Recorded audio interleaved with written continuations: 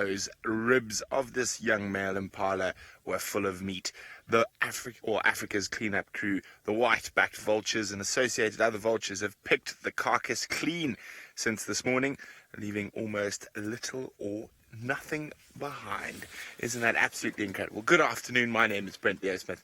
I have Craig, aka the Batman, on camera, and you're on your very own live African safari. Remember to send us through questions on the hashtag Safari Live, or you can just pop it on whatever feed you're watching on. So this impala was killed by lions last night, and the reason I can tell that without even seeing a lion track is how big the spread was from where they fought over it and from where the kill was made. It was absolute pandemonium at some point last night. I'm pretty sure it was the 3 avoca males, and you can see the grass is flattened all the way. There we go, all the way under that marula tree, and you can see there was a big fight over the remnants of that carcass.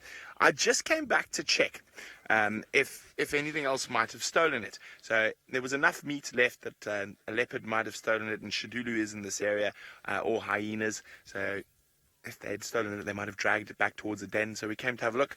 Alas, only the vultures fed on it. So it's now, as I said, quite hot. It's 33 degrees Celsius, about 80 Fahrenheit.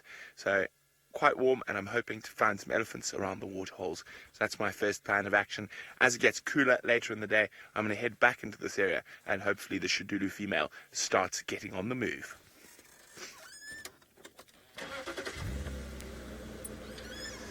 Kestrel Fox says the 3 who males?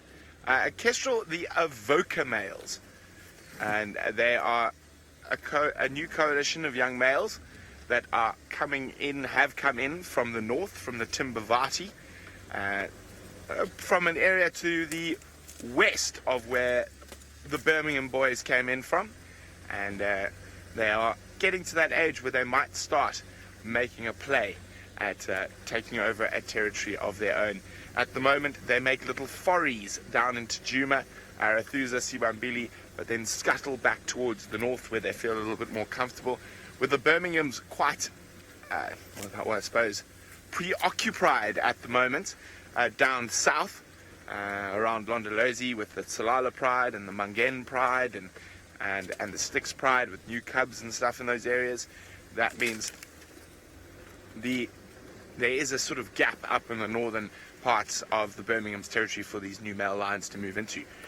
Now, I'm sure a lot of you are very happy that my good friend Tristan is back.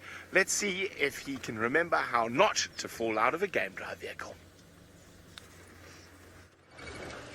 And so it starts. Brent Leo Smith is going to be giving me lots of trouble, I'm sure, now that he's back at Juma. But yes, it is a very, very, very, very good day to be back at Juma. I'm thoroughly excited to be back and be behind the wheel, and hopefully it will be a good afternoon to be back as well. But as Brent mentioned, my name is Tristan. On camera I've got David. There we go, there's Davy's thumb, which is really cool to be back with David. I haven't been with him for quite some time, so looking forward to it this afternoon. Now, as Brent said, I'm going to try and stay inside the vehicle. I've managed to stay inside the vehicle successfully now for the last couple of months, so we're going to keep trying to do that. But while we try to stay inside the vehicle, we're going to go scratch around on the far sort of eastern side of Juma this afternoon. We're going to go try and see what we can pick up on the side. I believe there were lots of different tracks around, and there's been lots of interesting sightings happening. So just going to go scratch around and see what there is. It's just to really familiarize myself once again with everything that's going on this side, and hopefully we'll get lucky with something of interest. I know the Nkuhumas were on Torchwood at some point this morning, and there was buffalo around, there was ellies around, I know Fang is around, so lots of options in this eastern quadrant, hopefully, and so hopefully there'll be something interesting to see. Now, I believe a lot of you are happy that I am back, which is very kind of you. It's always nice when you come back and there's a nice reception. It's good. It always kind of feels like you come back home when you get to Juma. It's interesting. You kind of go away on leave, and it always feels like you get back home when you get here and you see all your friends again. And so nice to catch up with Brent, because I haven't really spent much time with Brent in the last year since he went to the Mara. In fact, I hadn't seen him at all until the day I went on leave, when I bumped into him on the road actually going out. And so it's really good to kind of catch up with him and all the others that I haven't seen for the last 3 weeks. So it's been very, very cool to see everybody again.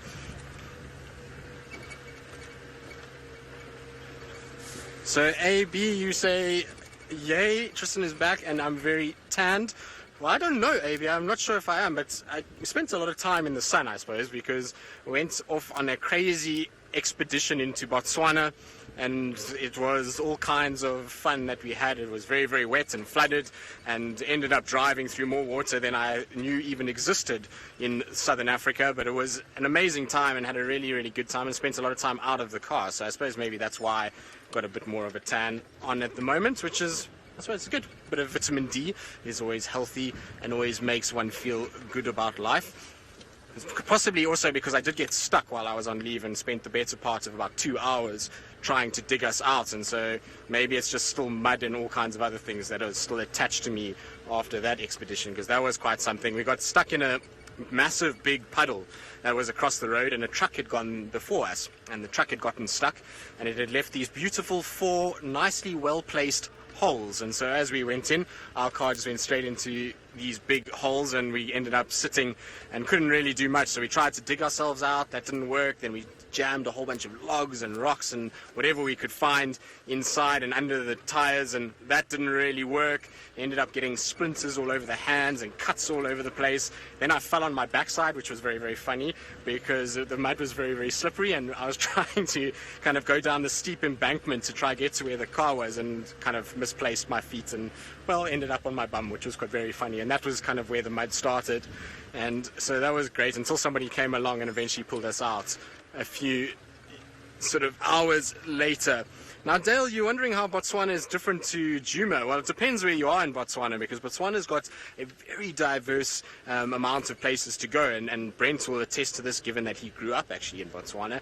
But you've got 2 kind of main sections to Botswana. You've got the Kalahari Basin, which is very dry, desert-like conditions, so that's where you'll find the Central Kalahari Game Reserve and a place called Naipans, which is a big sort of salt pan that has a lot of animals, and we actually went there as well. And it's now during this time that the zebra migration is going on, and so thousands of zebras on these big salt pans. It's absolutely beautiful.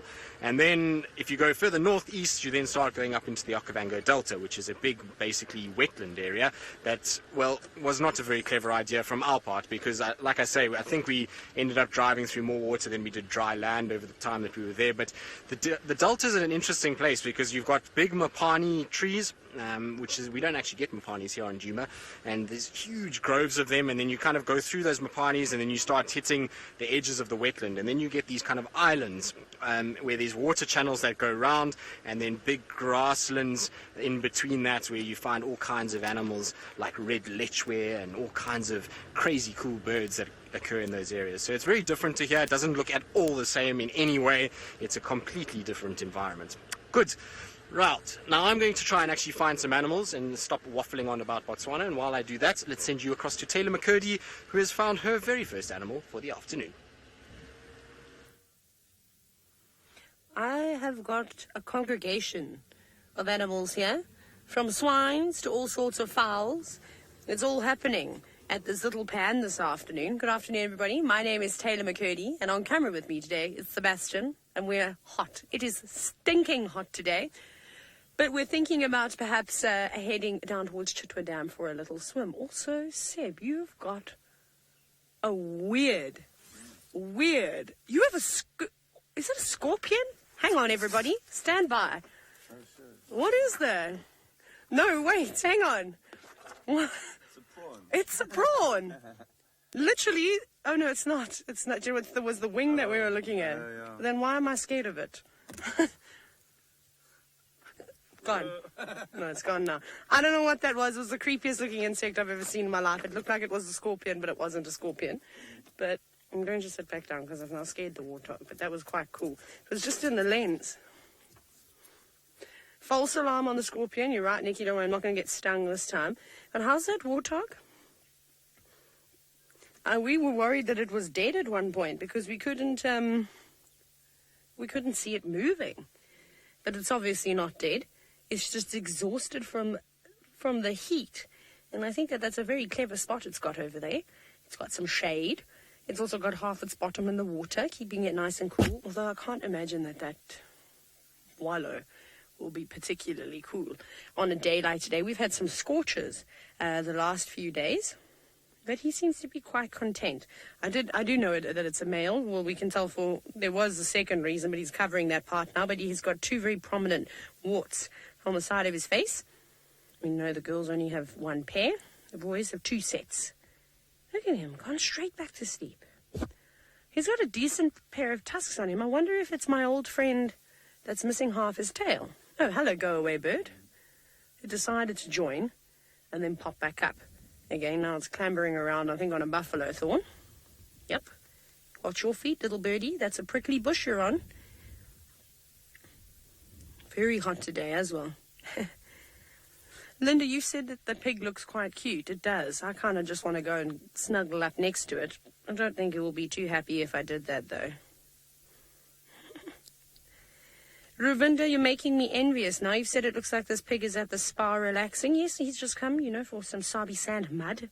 Have you heard of all the amazing health benefits? It's incredible, especially when you've had warthogs, buffalo, rhinos, elephants all coming through here, wallowing, defecating, urinating. Oh, it does wonders for one's skin. Now, if you do have any questions for me, I'd love to hear from you.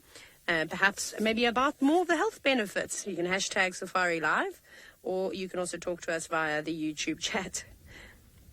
Now, Romit, you're wondering about a warthog's lifespan. Oh, what was that, a starling? That was so. Did you all see that bright, brilliant blue thing that just flew across the warthog? So can you blame me for getting slightly distracted there?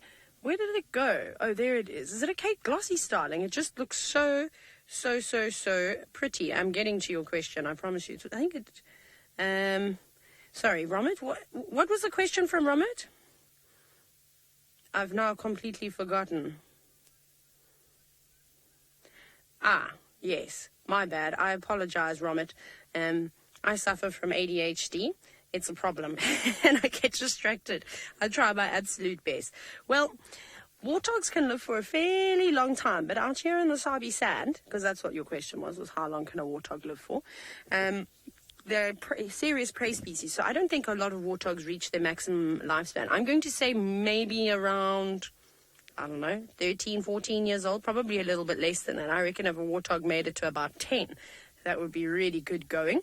Life is seriously tough for them out here. Really, really incredibly tough. Warthogs prey on them. My goodness. What else loves to eat a warthog? Lions, especially when there are little piglets around. Cheetah. Now, let me turn the game drive radio down because all I can hear is zzz at the moment, so that's not going to help us. We obviously don't have reception. You've now asked about the tusks and the warts on the side of their faces and when do they start getting them. I'm pretty sure with all the little piglets we've seen, it's a couple of weeks to a month before those little bumps start forming. I do stand under correction here. And with their tusks, I'm trying to think now, when I've seen a warthog with his little tusks protruding. Must be at about a year. I'm sure they start growing well before that, but of course they come out from the folds of the skin. And females don't have as prominent tusks as the males do. They typically get much larger. Thank you, boy, for shuffling around. So I would say at about a year you should start to see them coming through. There we go, and he's moving around a little bit. He's a lovely boy, isn't he? Oh, this is so cool. He's coming out now.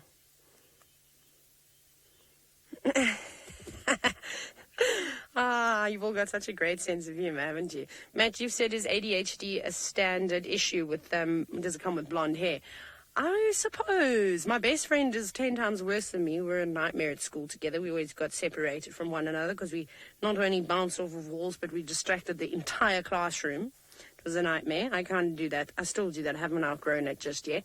So yes, in my case, mine came with blonde hair. It is my friend the warthog. Look here, you see how he's missing the tip of the hair on his tail? Now, a lot of you are probably thinking, what on earth are you talking about, Taylor? But I've been seeing this warthog for, I can't tell you how long. I've been seeing him since I've been working at Wild Earth. He was the warthog that chased Gwen out of her burrow. Do you remember that? Anyways, we'll sit here with my old man friend, the warthog, and hopefully he's going to go for a proper swim now. But while we wait for him to put his bikini on, or maybe he wears a Speedo, I don't know what he's into, off you go back across to Tristan. Well, if he uses a Speedo, then Byron will definitely be able to lend him some of those, and maybe even Brent as well. I believe Brent is not impartial to a little Speedo action as well. But talking about ADHD, I imagine that Brent Leo Smith must have been blonde at some point in time as well, because he is much like Taylor in that he also is all over the place all of the time. Of course, I was never a blonde child. No, I was blonde as a kid too, and I was a nightmare in the classroom as well, Taylor, so don't worry, it's not just you. Right, Gwari Pan. I'm just driving around, really having a little look around, trying to see how things look. I see there's tracks here for a leopard, but I don't think they're very fresh at all. They're kind of going up and down by the looks of things. Just want to double check who exactly these are. This must have been for Tandy and the cub, because there's both tracks are here moving around. Now, some of them are on top of vehicle tracks, so I'm going to reposition myself just so that Dave can see them better. I wonder if she doesn't have a kill around here and has come for water during the course of the day. So if you have a look in the track that's coming along like this, those are tracks from this morning, and there quite clearly where my finger is you can see tracks for these leopards right in the middle of those vehicle tracks. Now, I need to find out from Taylor and Brent who actually drove here and whether they did drive this route this morning, but those are pretty clear and pretty fresh tracks coming from the pan itself. Now, Taylor said to me this morning that she had tracks going to the pan and then disappearing, but these tracks look like they come to the pan to drink and then back again. So I wonder if she doesn't have a little carcass somewhere here. It might be worth us investigating a little bit further as to where exactly these go. The last time we had her here doing this and moving around and walking in this area, she had that kill just off the Buffalo's cut line. So I wonder if she's not moving in that direction. So I'm going to try and just have a little look. I just don't know if maybe Taylor did a loop and that's why she didn't hit those tracks. Just want to double check on this side as well, because Taylor was the one that told me she had tracks for Tandy in this area, but it looks like they might have been driven over. Let's have a look. I think we're going to just go and follow these tracks a little bit and just see. Maybe Tandy and Little One are around. That will be a wonderful way to start a cycle of work at Juma. I think it will be a good idea.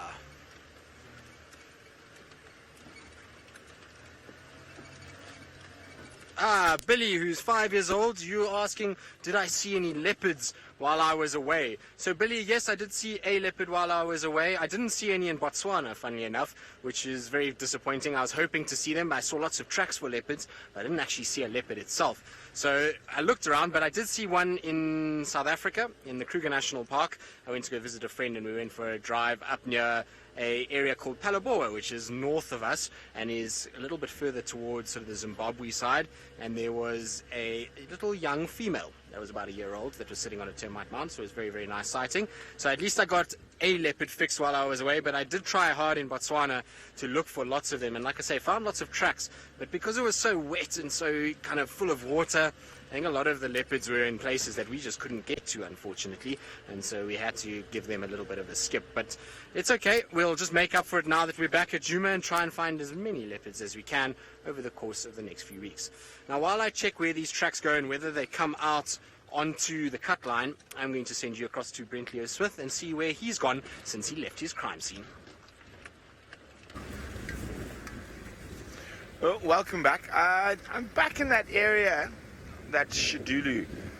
We had the tracks of Shadulu this morning. It just got a little bit cooler quickly. This cloud cover came in, but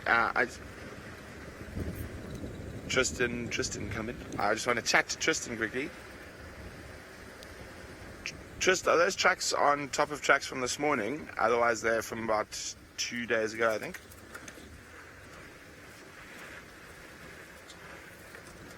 So we're just trying to figure out where Tandy and Cub were.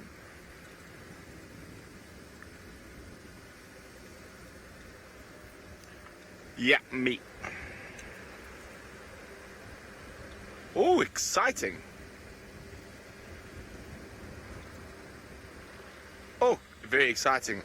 So Tandy and Cub tracks seem like they've come back from Torchwood on top of my tracks from this morning. So I drove there this morning, so that's very exciting news. Very exciting news indeed. Tandy and Cub have come back to Juma. So there we go. Now, Hukumuri, unfortunately, went on to Hoffman's this morning. He walked almost the whole northwestern sections of Juma and southwestern sections of Juma overnight.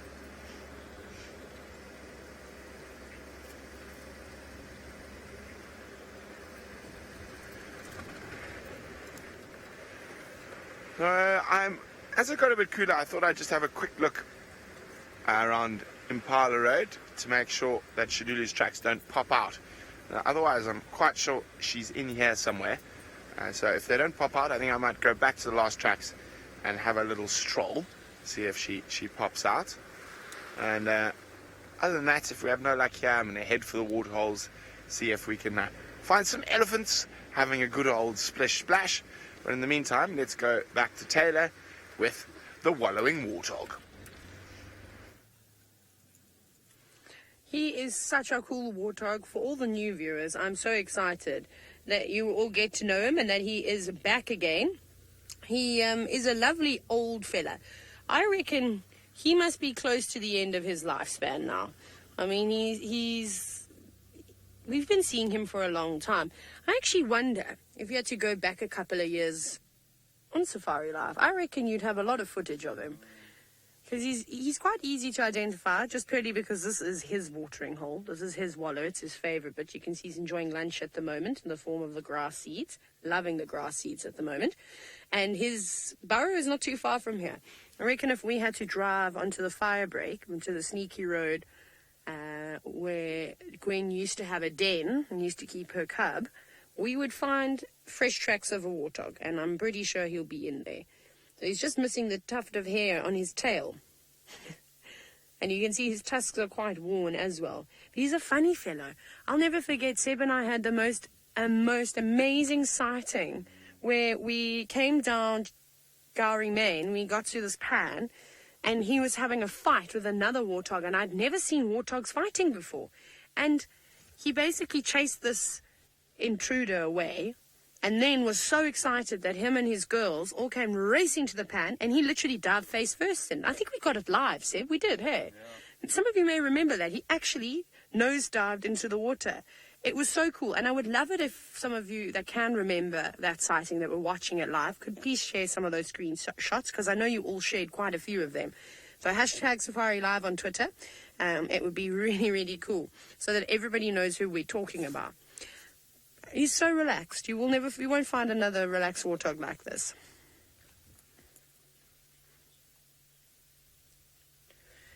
Now, Gemma Max, you're wondering if the temperature of these mud wallows gets quite hot during the day. I am going to say yes, exceptionally warm, in fact. And I wouldn't be brave enough to put my hand in this water because I can't imagine the type of bacteria and things that are floating around here. What we're going to do is we're going to get a better view. So we're going to, because he is quite relaxed. Let's go the other side. Let's see if he'll be quite cool with us. So it's sitting in the sun. We haven't had any rain to sort of top the water levels up. So the water is getting less and less. And I don't think it would be too pleasant, in fact. I think it would be quite unpleasant.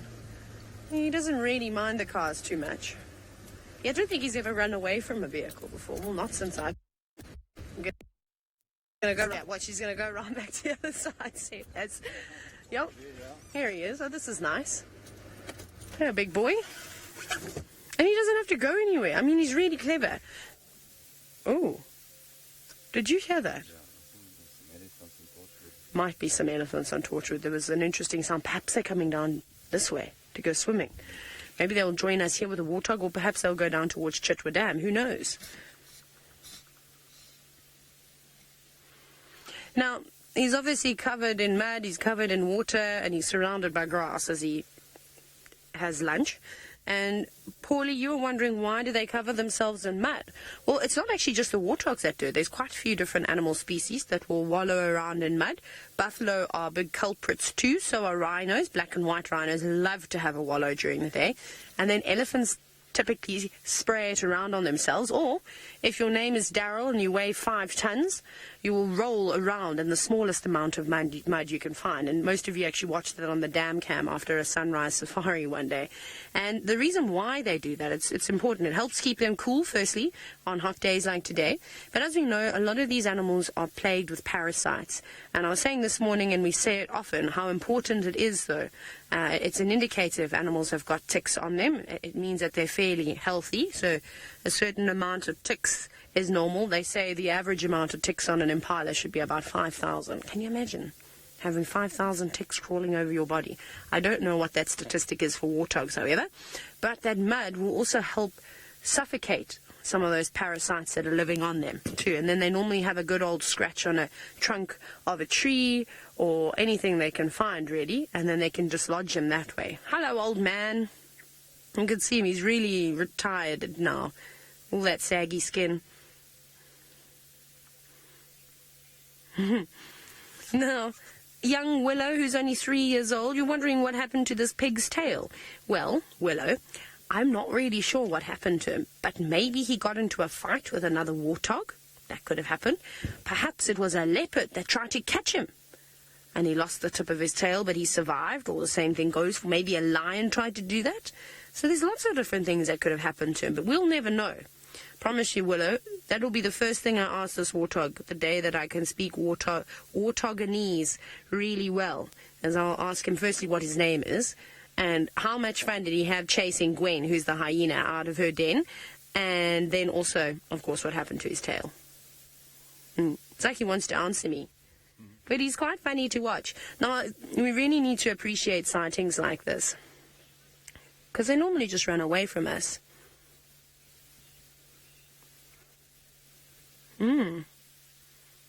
Smith Luca, I think I heard the question correctly. What is preferable when washing in the bush? Soap or no soap? Well, it depends what you've got on you. I suppose the animals don't really use any soap or any detergents to keep themselves nice and clean.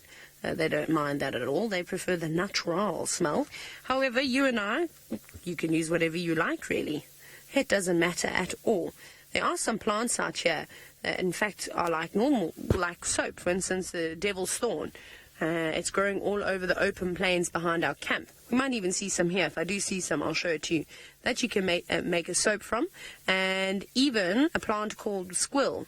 You can take the leaves and you can actually tear it up and add a little bit of water and make a type of soap from that too. So there's a couple of different plants out here. I'm sure there's some more. I've probably just forgotten the others. There we go. Watch him now. Look how he's using his snout. Oh, that's a good spot.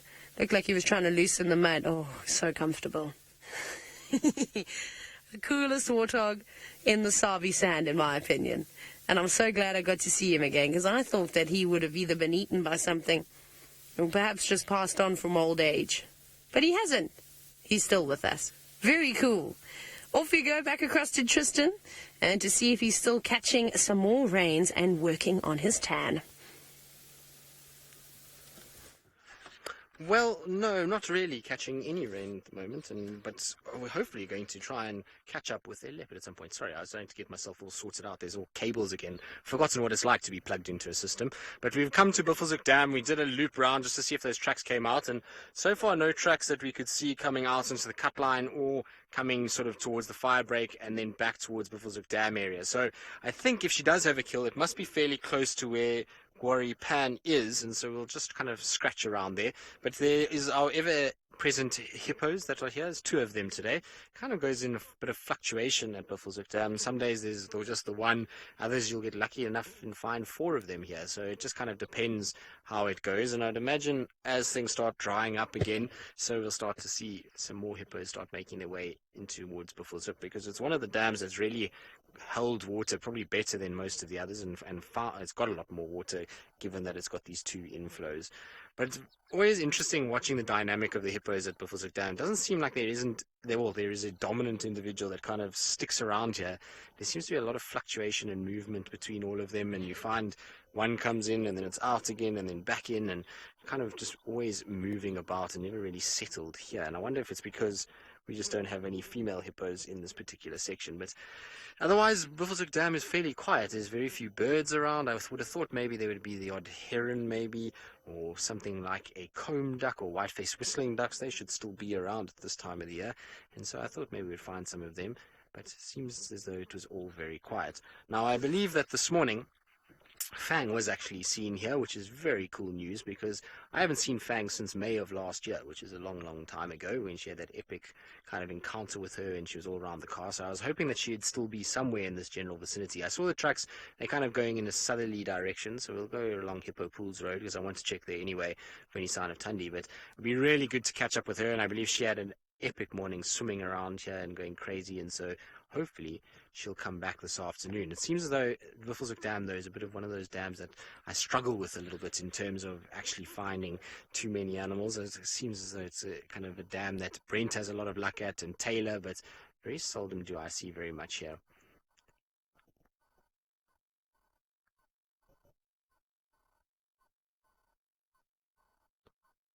So, Patricia, you're asking what's the weather like at the moment, and you are apparently heading up towards the Kruger on Saturday and in this coming week, which is very, very cool. Well, the weather at the moment is warm. It's actually very pleasant. Just before I left, it was quite hot and there was a lot of rain around, but it is warm, but not too warm, and there doesn't seem to be too much rain about either. There's a few clouds kind of floating about, but nothing in the sort of way of big storm clouds, and so it's actually very, very pleasant at the moment. I'm not sure where you're actually going, Patricia, but I know that in some parts of Kruger they've received a lot of rain. So up in the Shingwetsi area, which is north of us, they got a huge storm this weekend, and the Shingwetsi River was flooding and kind of going down. It didn't flood into the camp, but it did kind of go over that low water bridge and was causing a bit of kind of havoc there. But the northern sections of north of that in Punda is quite dry, and then around this area, as far as I understand it, not too much rain has fallen, and perfect kind of conditions. It's not too hot. That sort of summer in very, very hot weather hasn't really been around over the last couple of days from what I understand, and it seems to be very, very pleasant weather. So you should have all good prospects for you to come out and have a wonderful time, and I hope that you're going to see lots of interesting things. The Kruger seems to be very busy at the moment, particularly the southern areas. I've seen lots of updates of all kinds of crazy interactions, from wild dogs chasing civets to leopards with little baby porcupine kills, which is quite something. In fact, I actually got that photo, and I must try and find it somewhere here, and I can actually show you guys. It's a bit on the macabre side because I suppose you don't really want to see a dead porcupine, little baby porcupine, but it's just quite amazing to actually see it. So there we go. I don't know which way is actually better because it's got a funny crop on it, but anyway. But there we go. There's a leopard with a little baby porcupine that it must have caught, and this was somewhere near Skukuza, which is south of us, near the Sabi River. But how's that for a crazy sighting? So that leopard must have found that little porcupine. The porcupines will den in the little pipes underneath the road, and then the leopards go in there, and then they can find these little babies and pull them out, which is not so nice if you're a baby porcupine. But I suppose if you're a leopard, it's like going for a little takeaway drive-through. You just kind of walk down the road, and there's a hole, and you just grab whatever's inside. Right, David, let's turn around and go and pay some attention to these Tandy and cub tracks now that we've checked about this side of the world. So, Paula, you're asking what Buffelshoek means. So, a buffel in Afrikaans, because it's an Afrikaans word, means a buffalo. So, if you're talking about buffels, you're talking about buffalo. And a hook is a corner, so it's Buffalo Corner is what it's called. And I believe that was an apt name for this area because there was this morning? Yes, buffalo here this morning. So, buffalo in the corner of Juma. Therefore, Buffelshoek is its name, and that's what it basically translates to. Whether or not that's how it got its name is because there was a whole bunch of buffalo in this corner, or a high percentage of buffalo in this corner, I'm not quite sure, but directly translated, that's what it means, Buffalo Corner. Good. Now, let's see. I'm just trying to think which way Tandy would go. I'm going to take Hippo Pools Road, just quickly check it. Maybe who I think for. Hopefully he'll find some luck.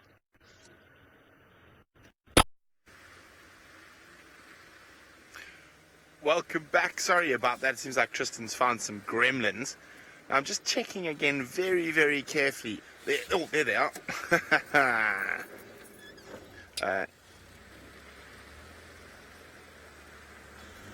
Where Shadulu's last tracks disappeared off. So it is right here where she left the road and went in. And I've circled the block a few times, and I think she's still almost certainly inside. You see the track there, Craig? Where's the clear? What's the best one? Oof, they're quite difficult.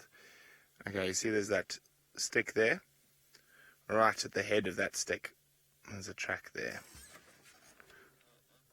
So, and that is Shidulu, the female leopard track. Unfortunately, there's not, the light's a bit flat at the moment, which is making it a bit difficult. So I'm convinced she's still in here, but it's quite a thick block, quite a big block, but she's almost certainly going to get moving as it gets cooler.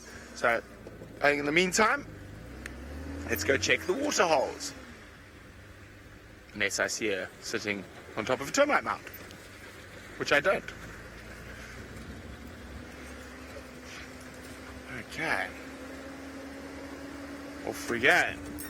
So I think maybe we head down towards Treehouse, then Twin Dams. Is everyone going back home for the afternoon, for the evening? Smile, Mamazi! There we go. It's Mamazi and everyone. Hello. Hey! Everyone's off home for the evening.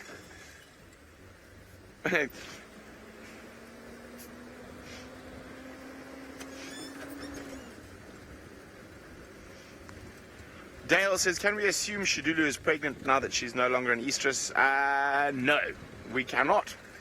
Quite often females, and particularly the younger females, will not become pregnant as soon as after they're mating. So only time will tell to see if she comes back into estrus again, or as she starts showing signs of pregnancy. Oof. It's quite nice. We've got a bit of cloud cover, definitely keeping it a bit cooler. Sinak is wondering, how do I know it's her track? Well, the tracks come from where she had a kill the day before. So that's how we know it is her track. So she was seen on a kill, and those tracks come straight from where she was out into the road. Now, historically, you would have probably found shadow in that area. And as I say, because of Hukumuri, shadow's pushed way down south towards the Mala Mala and Londolozi boundaries, and is spending time in an incredibly thick, difficult area with very little roads. So the last time she was seen was more than a week ago, 10 days plus ago. And not Barbara hasn't been seen for about 2 weeks. But that's not uncommon, especially in that area, which is a really thick, difficult area. Now, which route to Treehouse? I know.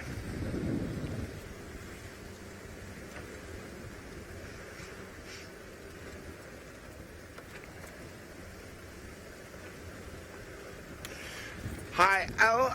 Al is asking, is it true that the Sabi Sands is not open to public safaris? Is in safaris that you can drive yourself around? No, it is not open. You have to stay at one of the lodges in the Sabi Sands.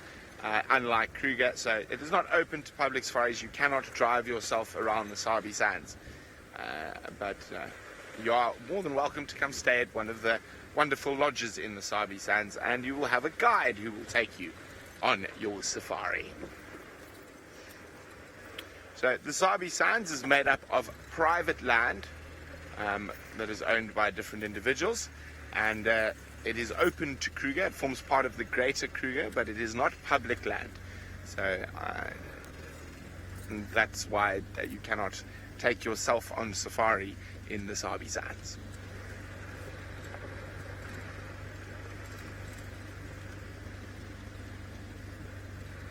Okay. Where are all the elephants today? There were so many around this morning. Well, apparently you're going to go across to Taylor, and a very worrying thing, because no one's quite sure what she's doing.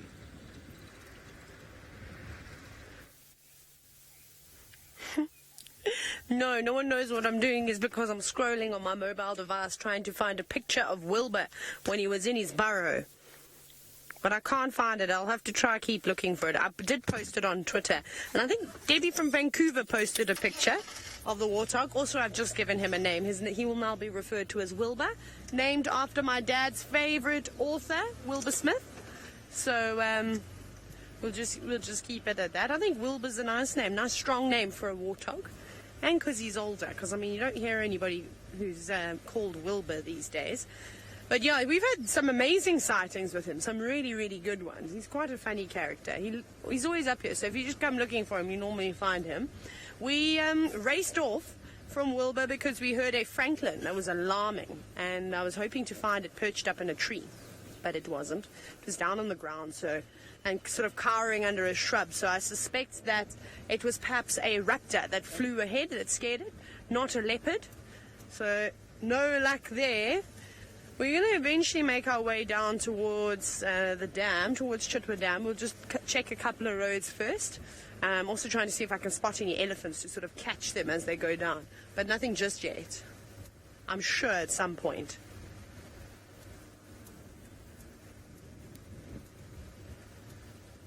Now, speaking of Wilbur, Bumper, you were wondering if a cat would try and attack that warthog that size.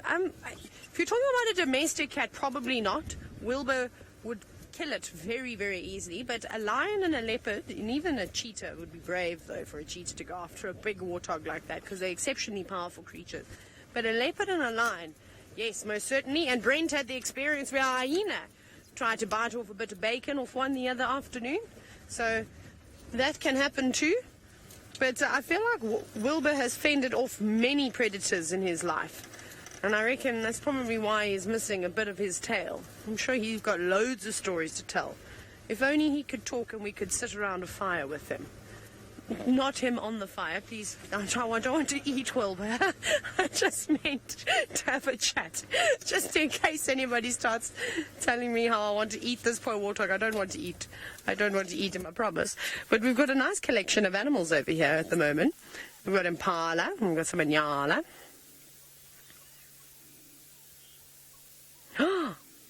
Tammy, I think you're right. You said, wasn't Wilbur the name for the warthog in Charlotte's Web? I can't remember there being a warthog in Charlotte's Web because I haven't watched that movie for maybe 15 years. Yes. Louise popped it into Google because, you know, Google knows everything and agrees. So there we go. So it's obviously a really good name. So this shall be the South African Wilbur. But here we have impala. Can you hear them all talking? There's the female to the right that's actually making all the sounds. There she goes, the one that's just walked. This one? Yeah. Well, she's not doing it now, but she was responding. Oh, get off, Foxpecker. Amazing how flexible those necks are. I don't know why they're chatting so much. I mean, normally they're quite small. Do you know why? It's because she's calling her little one. Here it comes. Well, it's not really a young lamb anymore. So obviously got distracted and was out playing with its friends, and Mom has said, come on home now. There we go. Going over to say hello. Yes, chase the bird off of Mom. That's what she's been after the whole afternoon. No, you're getting too old to suckle now. She's not having any of that. She's saying, right, you can come here, but you don't get a reward for suckling. Goodness, if you head-butted me like that, I also would want to kick you. And of course, they are getting to that point now where they're going to be weaned. It's normally around 6-7 months old, maybe even a little bit less than that. I would have loved to have seen the young impala lambs. Always so funny to see them as they hang around on quarantine, them and the wildebeest. It was one of my favourite times of the years. Oh goodness, the other ewes also being attacked now. Just careful, little ones. So that's what all the commotion was about. That's why there was so much ruckus going on. Because I was going to say, typically, impala and a lot of the antelope species don't want to be making too much noise. They don't want to be giving their presence away to leopards and lions in the area. They normally stay as quiet as they can. There's a big ram passing through, very proud of his herd. Sure, he's going to have lots of competition soon. There's another boy. There's actually quite a few of them. There's quite a few big rams in the area. Perhaps they are honing in on his females.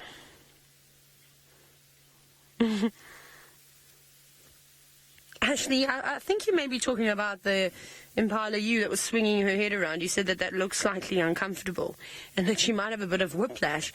Right? You would think if you and I did that, we'd definitely get whiplash, but these animals are so tough. I mean, I've watched an impala run into a termite mound before, actually on the near the airstrip of Chitwa, and it sort of banged its head quite hard and then got up and carried on going. So they're pretty resilient creatures, even if they do knock their head. Oh, there's a young ram. Look at his little horns starting to grow.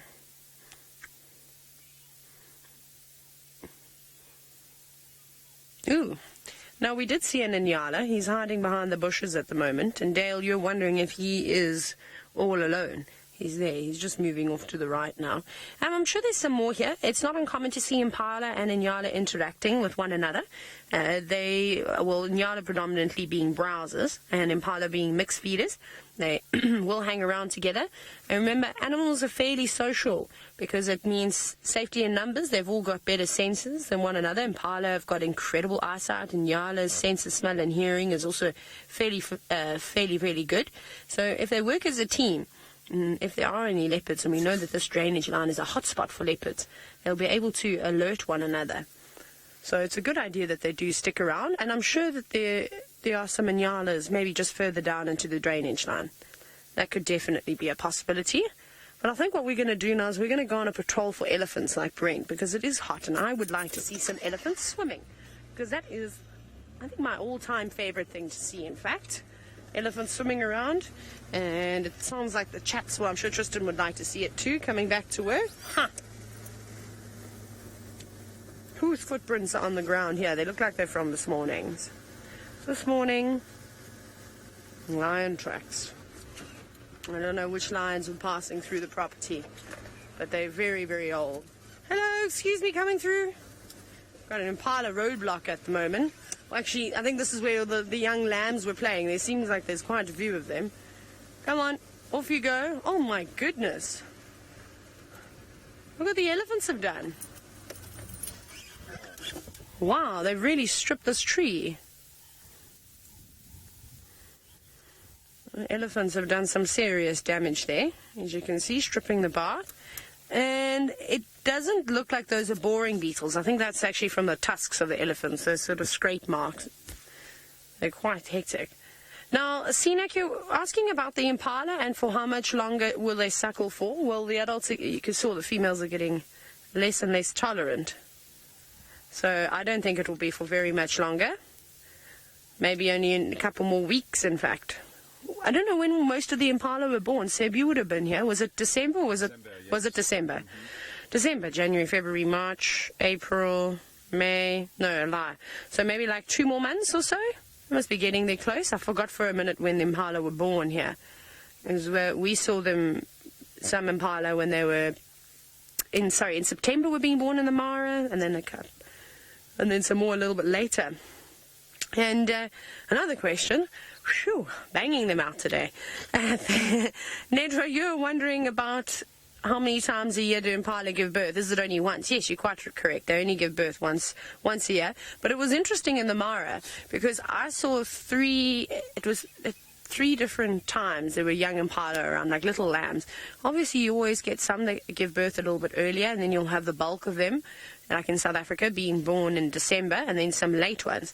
But we were seeing young impala from September. Basically, I arrived at the end of August, and then I saw some more in December, and then I'm pretty sure in January we saw 1 or 2 little lambs, but I think that might have just been a little bit unusual. Off they go. Look at them bouncing around. Come on, catch up. Not wanting to get left behind in the Mulwanini. I don't blame them again. Soft sand there. Leopards will sneak on that. That's for sure.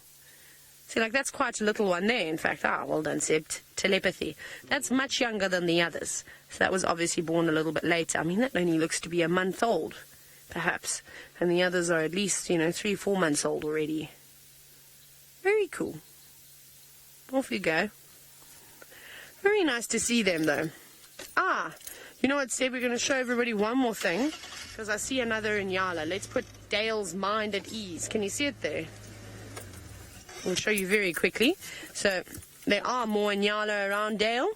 They're just hiding amongst all the thickets at the moment.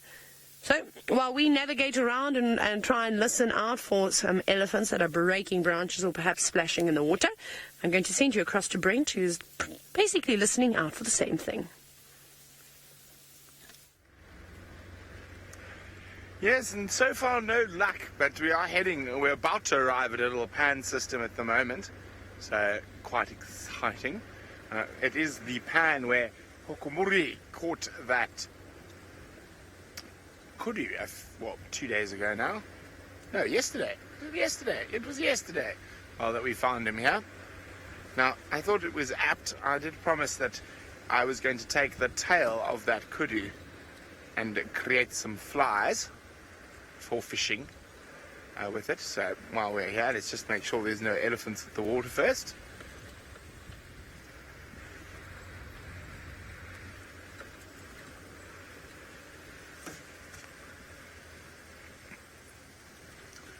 Well, no elephants, unfortunately. Peter Viper saying, is it fair to say that Hokomuri has now established himself on Juma? I would say most definitely yes. I mean, he's scent marking and he is calling. So we have 3 different options that are from Hokomuri. Unfortunately, not completely finished yet because I'm still waiting for doll's eyes that I've ordered. Yes, so there we go. There's a Hokomuri mylar fish almost. So it's just waiting for some big doll's eyes that I'll epoxy on the side. So all this fur, this here, the white and the black and orange are all from that kudu tail I picked up. And there we go. So nice big fly, good for giant trevally, all the trevally species, barracuda, any of those. Okay, so that's the first of, now you've got to choose which one becomes the Hokomuri fly. The other is quite a simple fly, but it's a very, very effective fly. It's called a Klauser minnow. And again, I'm just waiting for the eyes to go on the dumbbells. And all the fur is from that kudu.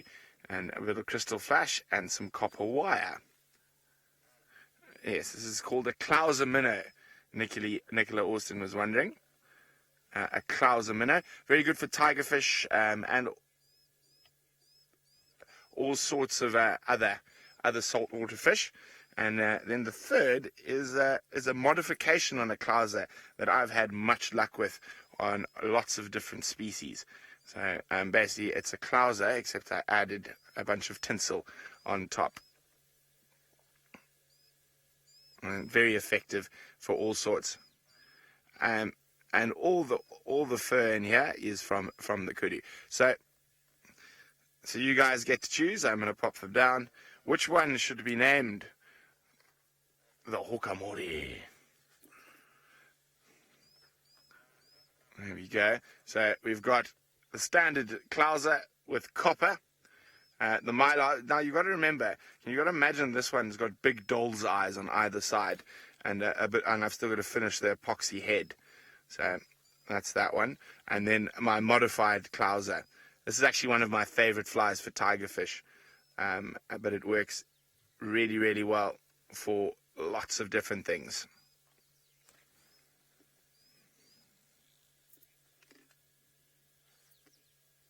So there we go.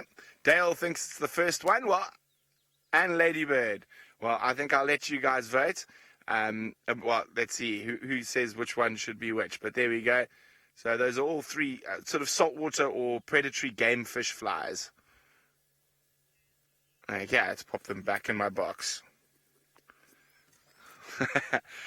The Jersey lady says, wow, Brent, gorgeous, so talented. Thank you very much.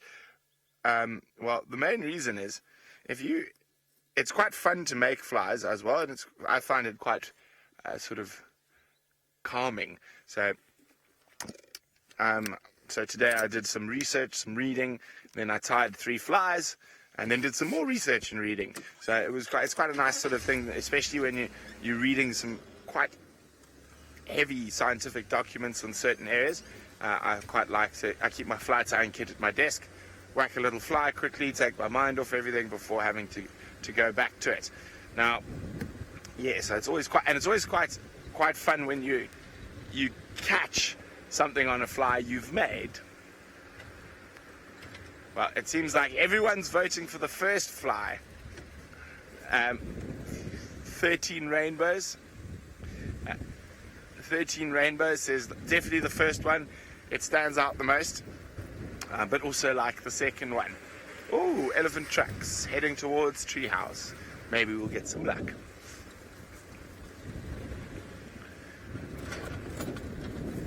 Okay.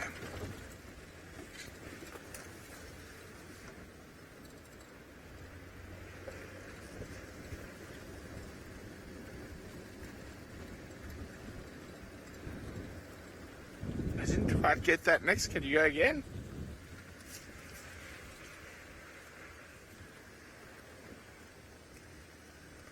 Oh, very clever, Tristan. So Tristan has spelled it the hookamuri fly, but H-O-O-K because of the hooks. Very clever. Very clever. Well played, Tristan.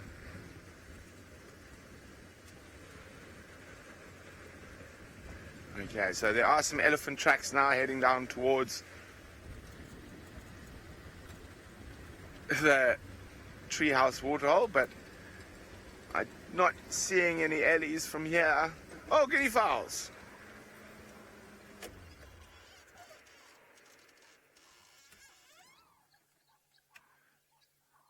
Look at that.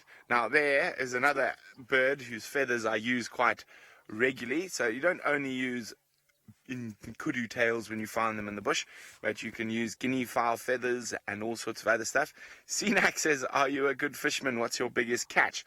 Well, it all depends on what you're fishing for.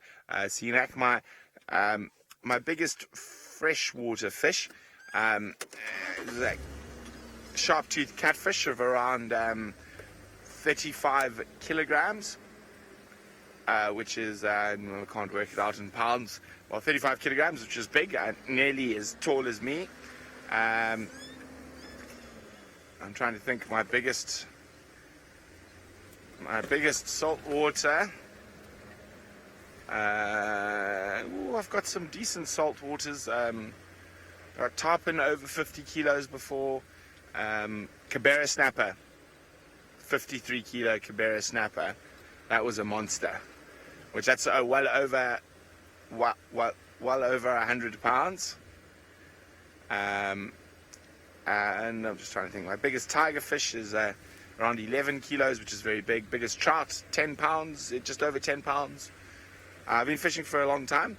Taylor says I must ask Craig whether I'm good at fishing. Craig is going to laugh because when I didn't catch any fish on our trip to Uganda. I did, yes, I did. Thank you. Thank you, Craig. I caught the Nile tilapia. But I was really hoping for a big Nile perch. But unfortunately, we went out for a full day in Lake Victoria fishing, and the only thing I managed to catch was nets. So unfortunately, Lake Victoria has been very much overfished, but very interesting. So the Nile perch are actually not indigenous to Lake Victoria at all. They were introduced. They actually used to occur below. Trying to remember the name of the waterfall. That is just below, well, at where the source of the Nile, and unfortunately it's been overfished. But the Nile perch did a huge amount of damage to Lake Victoria's indigenous cichlid species, wiping out about 40% of them. So, and then the Nile perch have now been overfished to the point where there's very few perch being caught over 5 or 6 kilograms, which is tiny, and the area we're in. And it's actually quite a big problem. There are massive fisheries and canning plants on the banks of Lake Victoria that are just going bust. And it's quite funny because Lake Victoria is on Tanzania, Kenya, and Uganda, and they all blame each other for the overfishing. So the Kenyans blame the Ugandans, the Ugandan blames the Tanzanians, and vice versa. But yeah, so the fish stocks have plummeted on Lake Victoria, but I was on Lake Victoria and I was going to give it a go, but unfortunately no luck. Okay. Well, I'm going to head off towards Twin Dams, see if there's any elephants around there. While we do that, let's go back to Tristan, who's also a fisherman. Well, I am indeed, Brent. I do enjoy doing a little bit of fishing here and there. I don't know if I'm quite as besotted about it as Brent is, although I suppose if you give me a fly rod, then I'm always quite happy with it. It was the longest excuse I've ever in my life of why he didn't catch any fish on the Nile, because that went on for a good 5 minutes as to why there's no fish in the Nile. But maybe we'll just have to go and show Brent what was going on up that side of things. But I was sitting here waiting for you guys to come across to me, and then the excuse started, and I thought drive was going to be finished before we actually heard the end of that excuse. But anyway, we'll carry on with what's going on. Now, I've been off my vehicle looking around for Tandy and Cub. There's so many tracks in this area. It looks like tracks from maybe a few days ago, 2-3 days ago, as well as these ones going back up and forth. So I'm convinced that she's got a kill here somewhere, but I'm just trying to find it. The grass where she went in is probably close to waist high, and so unless we walk right on top of her or drive right on top of her, we're going to struggle to actually see her. So what I'm trying to do is just do a loop around and check all of the big trees and just try and see if I can find any sign of a carcass up in a tree. Even if Tandy's not in the tree, maybe there's a carcass that's just being hung on a branch. And I would imagine by now, if she's been in this area for a good 2 days, that there might not be too much left of it. So I'm just hoping that we'll see like a little leg dangling or something like that, and that it'll allow us to actually see where she is, because otherwise we're going to have a tough sort of time of it to actually find exactly the point that she's at, because I walked in there and I promise you can't see anything whatsoever when you walk around. It's just, if she sits flat, there's going to be no chance.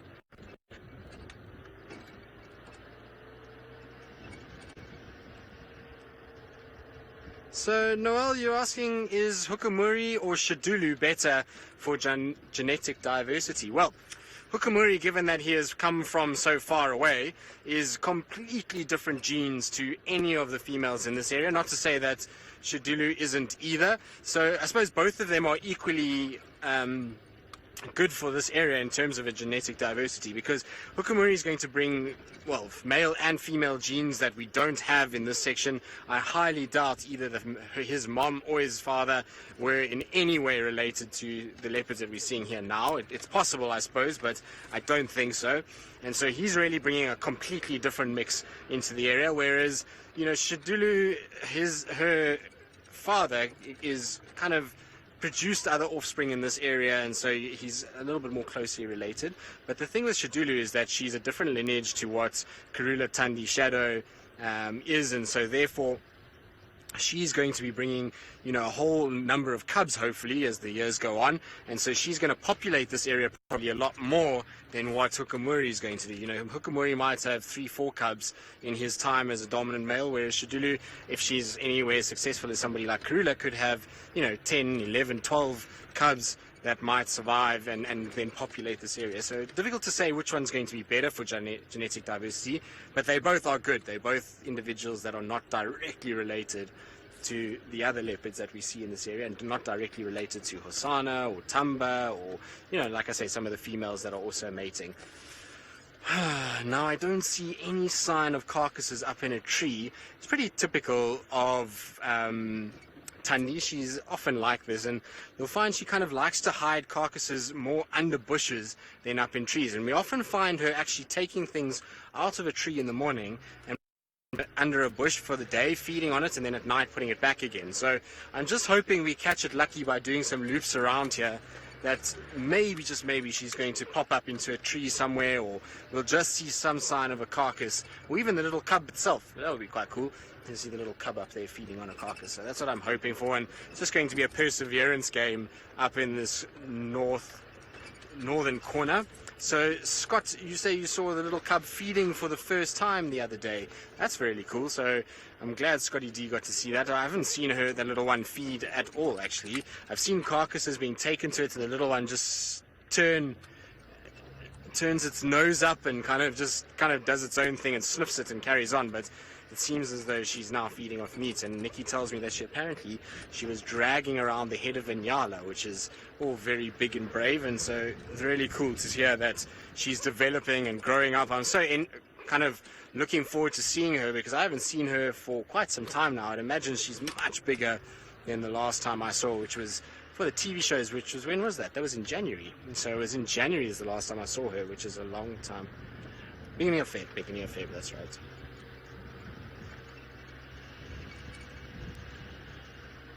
Avon wishes, it depends on the individual and depends on how mom teaches them, but you'll find a situation where most little leopard cubs are climbing at sort of 3 months old. Sometimes you'll find ones that are a little bit more kind of brazen and can climb a little earlier. I remember Salesh, when she had Tiani was able to climb already at about 2 months, just over 2 months old. It was starting to venture into trees and move around. And we know with Tandy's little one that already it was kind of, when we first started to see it, it was quite curious and jumping up on fallen over logs. But actually climbing and getting itself up into a tree and being able to sit up in the tree is normally at about 3 months old, is when you find most leopard cubs doing it. Like I say, there's obviously outliers, some are better than others, but it's really important that they learn how to do it because early on they're at the most danger from things like hyenas and lions and even other leopards. And so if they can climb early on and they can get themselves up into places where those animals can't get to them, their chances of survival increase very, very quickly. And so it's important that they learn. And I've seen a number of mothers or female leopards that have taught their cubs how to do that. And so what they'll do is before the cub can really climb, they'll go climb up into a tree quite high up, and then they sit and they call and they call and they call and they call, and the cub is so used to mom calling for food and for, to get the cub out, that the cub then tries to attempt to follow mom, and it will often then go up into the tree, and sometimes they lose their nerve and they don't go all the way up, but mom will keep calling. And I had a sighting of Salesh in particular where she would go to the top of this wattle, call up there, and then as Tiani would get up into the tree, she would jump back down again, and then Tiani would have to kind of make her way down, then Salesh would go back up, and she did this maybe for about 2-3 hours, just going back and back, round and round and round, until eventually they both got quite tired, and then mom went and lay down and everything was okay. But it just goes to show how they do teach their little ones that it's important that they know how to climb and get up and down safely so that they can get out of the way of predators. And I'm sure that's why she was doing it more than anything else. Also, they need to learn how to do that because they're going to have to be able to get to food at some point. And so as soon as you start seeing them being taken, food taken up, the little ones have ultimately got to get up there and get food as well. So it's a very cool thing to see and to witness, and hopefully we'll get to see it maybe with Kuchava and her cubs, or you never know, maybe Shadulu has cubs soon and we get to see it with them as well. I think Tandy's little one is probably a bit old for that now, so we won't see too much of that just yet. Right, now I'm going to carry on in this area. Like I said, I'm going to try and hope that we can find little Tandy and cub, and while we do that, let's send you back across to Taylor, who's doing, well, very much what I am, and is just driving, hoping for something to pop out. I'm looking for the elephants, and I don't know why I can't seem to find them today. I actually bumped into Sheldon, who, as you know, is the man with the biggest beard in the northern Sabi Sand, and he said that he's been waiting for the elephants to come down to Chitwa Dam all day long. He says not one elephant has come down to the dam, which I find so unusual, especially on such a hot day, when we had swimming elephants this morning.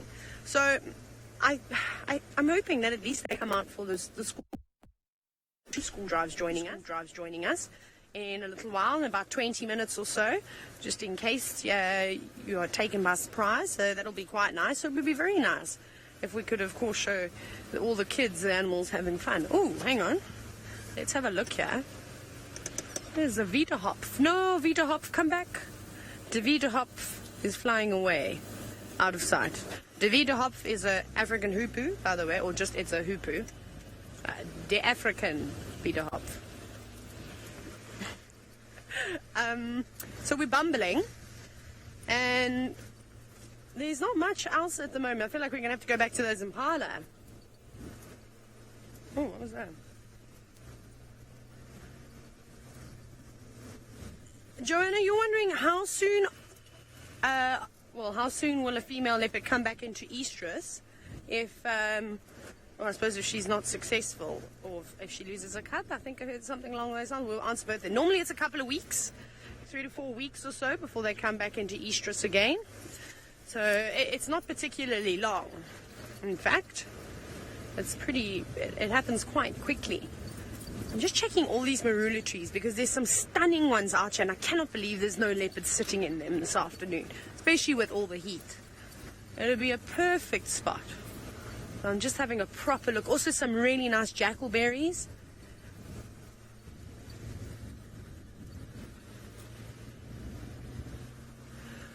Now, here's a question that depends on many variables in the bush, and it's from K6, and it's when will Husana start mating in the bush? Didn't Tristan just answer this, or was I going crazy?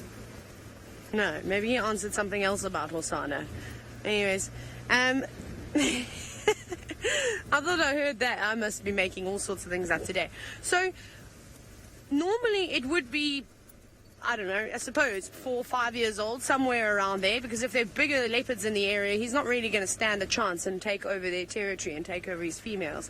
But there's a weird change up at the moment. I mean, even if we look at quarantine seemed to have started mating quite early. I think, wasn't it from about 3.5, 4 years old or so? So I suppose if there's no other big males in the area, they could start mating as young as 2.5, 3 years old. That could definitely happen. But I doubt that that's going to be the situation here, because we've still got Tingana in the area. Juma pokes his head in every now and then of course Hukumuri is definitely staking a claim on Tingana's old turf. So I don't think there'll be any chance of Husana mating at such a young age. But it can happen sometimes. I mean, it's the same thing with elephant bulls when they come into musth or start mating with the females. It depends on how many other bigger, stronger bulls are in the area to catch them out and put them back into place. And the same thing goes for male lions. Maybe they find a pride of females that then there just hasn't seemed to be a coalition of males around, and they can go on in there. There's nothing stopping them, that's for sure. Let's have a quick squiz here as well. It's all of a sudden got quite overcast. There's lots of cirrus clouds in the sky, which is quite nice. Beautiful, in fact. Nice and cool. Maybe you said you wanted to see Sheldon's beard. That's all you can think about. I actually put him on camera the other day. He loved it. He said thank you for the shout out. There we go. So thank you everybody for complimenting him on his beard. I did tell big stories. I said that he'd been growing it since he was the age of 6, and I can't remember what other rubbish I started saying. But it's quite spectacular. You've got little twirly bits here. Maybe someone took a screenshot from the last time and from a couple of afternoons ago and share it, because it's quite cool. It's a very impressive beard, to say the least. Right, I think we're going to go down this way. Let's see if we can do it in one turn. Yes, I think we will. I don't think I'll have to do any reversing. Whee! Just because there was no logs over there. So we're slowly making our way down to the dam. I'm waiting for the elephants. And it's actually quite cool because you can almost see to the other side. We'll see if I can find open clearing. Try and spot them. Be really nice if we could see them and then race the elephants there. No, it's a bit thick now. There's some tiny little gaps every now and then you can see up to the clearing. In winter you can see straight through. It's amazing. Where are the birds? Let's see if we can find any birds also just having a rest on a tree. Now, Cat Muzzle, I think that was your name. You said that you hope that I find a cheeky baby elephant. I would love it if I could find a cheeky baby elephant. That would really make my day. Actually, just being out on safari is quite nice. No, that's not a bird in the tree. That was just a strange part of the branch. And that would be quite fantastic. I feel like the elephants have been hiding away from me for the last few days. No, it doesn't look like there's anyone coming down yet. But we did hear some rumblings at Torchwood, so we might even go back, and even if we can get them crossing Gowrie Main, that's fine. As long as we had to have a quick squiz at an elephant, it'll be nice.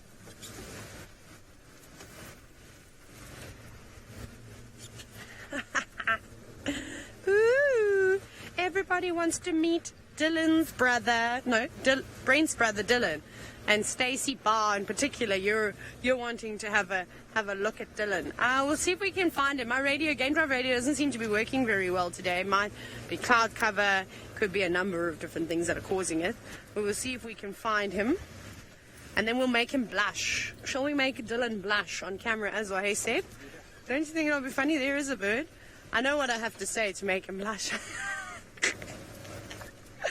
It's going to be so funny, but we won't tell Dylan that. It's obviously going to be a surprise. Obviously, there's a little birdie, a little hornbill in the tree. Thank you.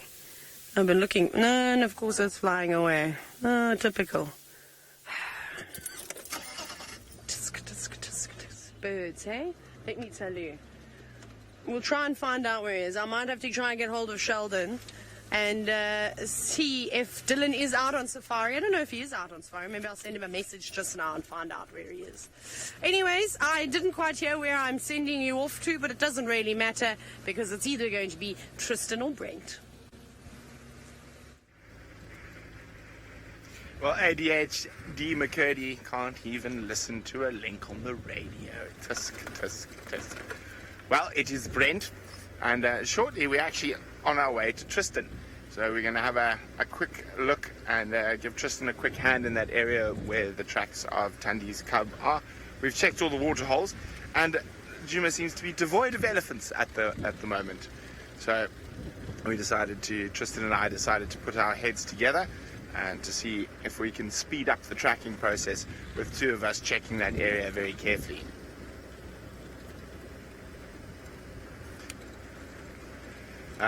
Taylor is apparently claiming that because I'm back at camp, she's become deaf. Well, if you had to ask anyone who the loudest person in our camp is, there is only one answer. And it goes like this, because she's very loud. And she gets very excited, and we love her dearly, but she is definitely the loudest person in camp.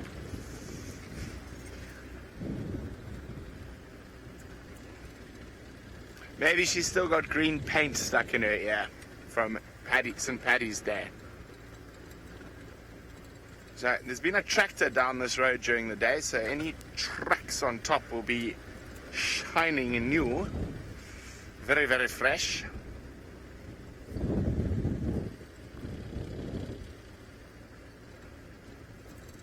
Hello, Jocelyn. Jocelyn's wondering how many owl species do we get here? Well, barn owl, giant eagle owl, spotted eagle owl, barred owlet, pearl-spotted owlet, scops owlet, white-faced scops owl, grass owl, maybe a marsh owl, but not on Juma. So there we go. 7 owls. In southern Africa, there's a few more. And in areas not too far from here where there's big permanent rivers, we get owls like Pearl's fishing owl and stuff like that as well. But not here. We don't have enough permanent water. Okay, we are in the area where Tristan is now. So we see where he wants me to check. Tristan.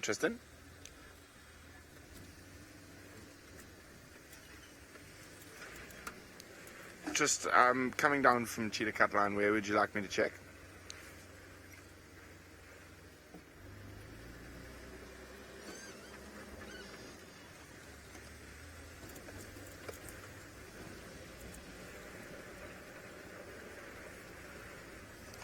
Copy, will do. Have you done the fire break yet?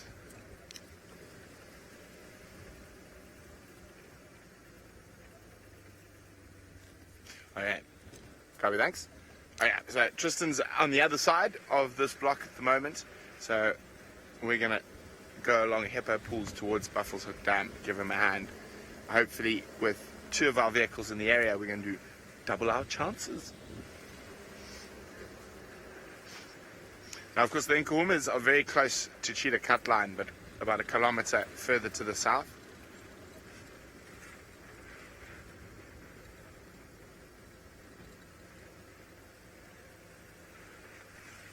Okay, let's have a look here now. So Trish just wants me to have a look at the tracks, make sure. Okay, while I check out the tracks here, let's go across to Taylor, who's got a raptor. We do, and I think it's just a very thirsty one. It looks like a juvenile gymnogene, or African harrier hawk is the new name. Well, the reason why I think that is just from looking at its facial skin. See how yellow it is? Even quite yellow around the eye. That's very cool. But it was being mobbed horribly by those blacksmith lapwing, but they seem to be tolerating it now.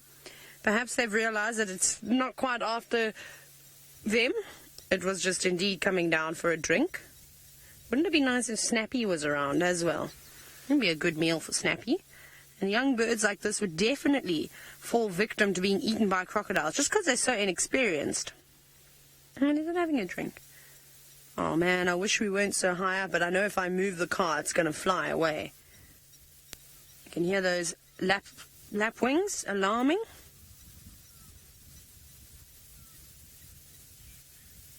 You can also hear go-away birds alarming in the Mulwanini. That makes me want to go and investigate. But again, they could be alarming for a raptor too.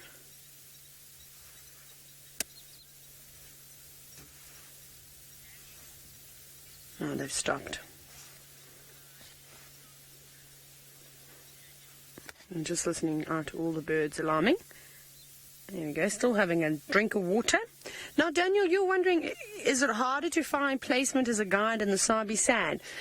That's a difficult one to answer, Daniel, because it depends on your qualifications and your experience. You can get a job anywhere, in fact, as long as you've got the right qualifications. The problem is that everybody wants a 21-year-old guide with 10 years experience, level 2 full trails, which is, of course, you're never going to find a guide with so much experience and so young. I suppose it's like that in all careers, isn't it? Oi, having a bit of an argument, those two. Off it goes. Oi, not getting away clean, though. Still being chased.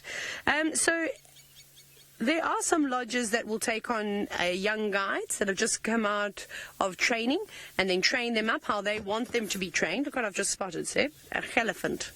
Yeah, it looks like it has already had a bath, though, but maybe he'll come down for another one. But you probably got a better chance of finding a job at a smaller private game reserve just to start off with. And it does help if you know some people in the industry. Or perhaps somebody, your family knows someone that has a game reserve. These things, of course, all help. It's not what you know sometimes, it's who you know. That's definitely true wherever you go.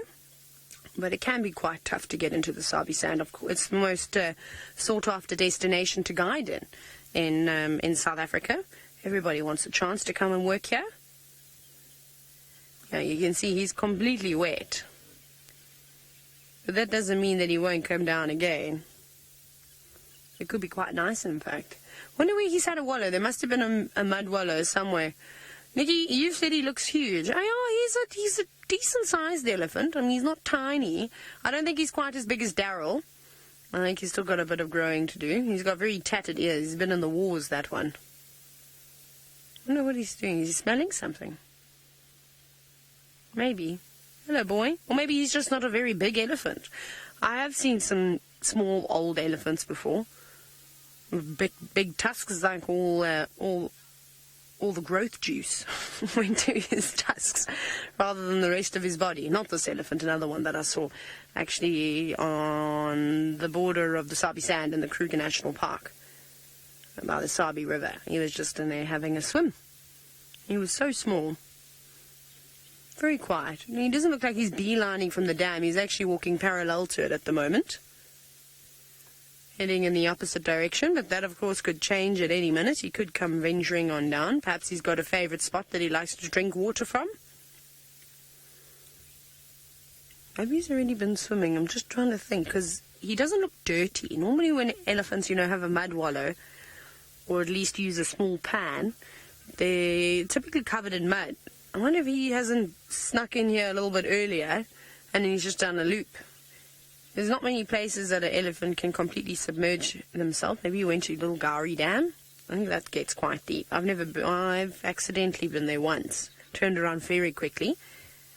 We all do that when we're learning the roads. Very casual. Let's have a look. Oh, I didn't bring my binoculars, so I can't even see if he is in musth. Doesn't look like it. I can't see any dribbling, and I am sitting downwind of him, and I can't smell him either, so perhaps we're safe. He's smelling something.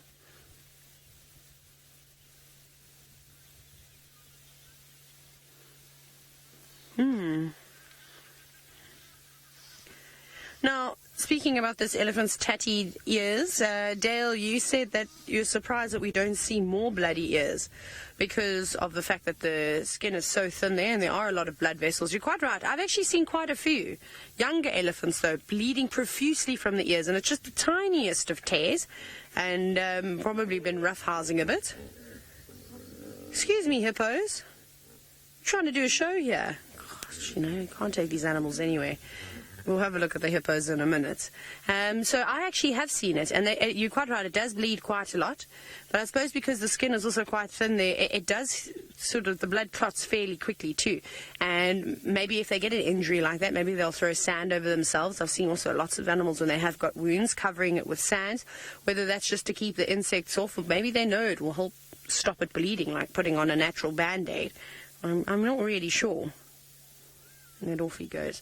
Shall we catch up to him? I just want to quickly show you, because I know you all love seeing dragonflies. On that dung over there, there's one sitting very still. It looks like a little abandoned groundling. Just have a quick look. I think it's the same one we saw the other day. That was frozen on a guarri tree in the morning. Hello. They were always quite nice to see. And it's not often you get to see a dragonfly sitting still either. I'm looking forward to spotting a few more dragonflies in South Africa. We got to see some beautifully coloured ones in the Mara. And it's just so hard, unless they sit on the edge of the water or pose perfectly on this elephant dung. We don't normally see them. Now, it's just stopped there to perch. They don't feed on vegetation. And these guys are ferocious hunters. So they'll fly after and catch all sorts of other flying insects on the go. Well, it's just resting at the moment. But quite cool to see. There's another one, actually, down to the left. You might be able to see it. Go a little bit more to the left, and it's not on the dung. Keep going left. Yeah, okay, go zoom in center frame. Go down a bit. You've got it. Go zoom in. And then go to the right, up to the right. You've got it.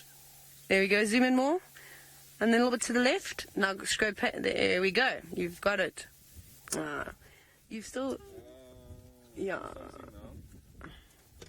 Let's see if we can get it again, because it was a different species. I can't see it anymore. Is that it maybe a little bit down from there? No, it's not in frame anymore, unfortunately. You had it. No, I don't know what it was. I'm not sure what it was, unfortunately. Different one. Oh, well. Oh, wait, I've got him. Have you? Oh, there he is. Cool. That's the other species of dragonfly. I don't know what that one is. It's got little dots on the end of the wing. Looks like it's got a bit of yellow on it too, but it's so far away. It's so difficult to see. Really make out look how camouflaged it is. I mean, that could be a stick for all I know. Wow.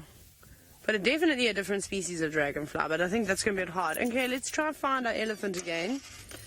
We are going to be doing an hour and a half of school drives. They are starting soon. So I'm probably going to try and head up towards the elephant and maybe start there and then work our way back down towards the dam when the hippos get a little bit more active, because they're just chilling for the moment. And then there'll be lots of Egyptian geese to talk about. I'm sure we'll have a look at some more dragonflies. There seems to be a lot hanging around here, so that's good to know.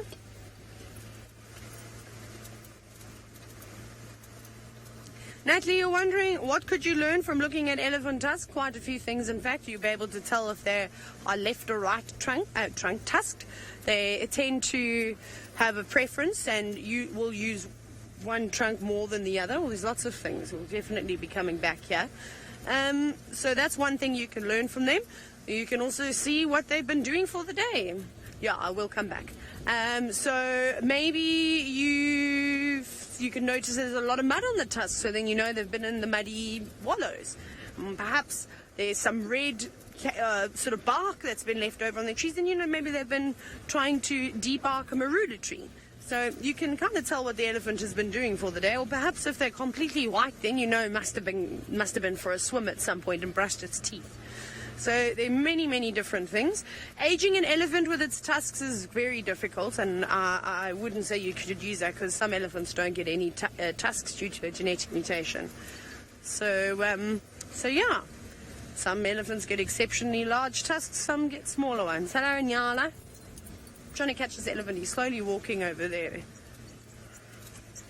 Oxpeckers are having an absolute field day today. Off we go. Come on. We'll come back to you. And there he is. I'm going to go all the way around and get to him eventually. I'm also just scouting for all sorts of other animals along the way.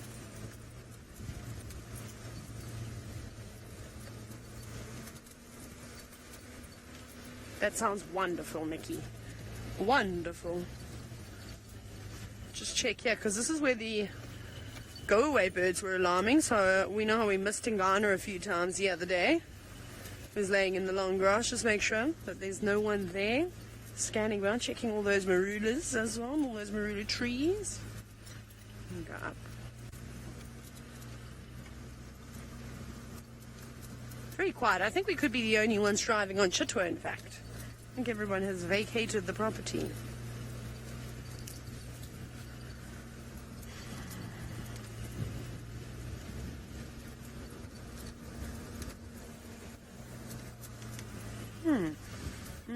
Is that a musty smell I'm smelling? I'm not sure. Okay, I'm going to examine this elephant a little bit closer to see if he is in fact in must or not. We're about to start the school drive, and Tristan is going to be the one that gets to start it. Indeed I am, Taylor. Well done for figuring it out this time. But it is a very, very, very warm welcome to West Middle School. I hope that you are going to have the most wonderful afternoon with us. Remember that this is a live interactive safari, so you are able to ask all the questions that you have in the world. My name is Tristan, and on camera today is David. There's his thumb.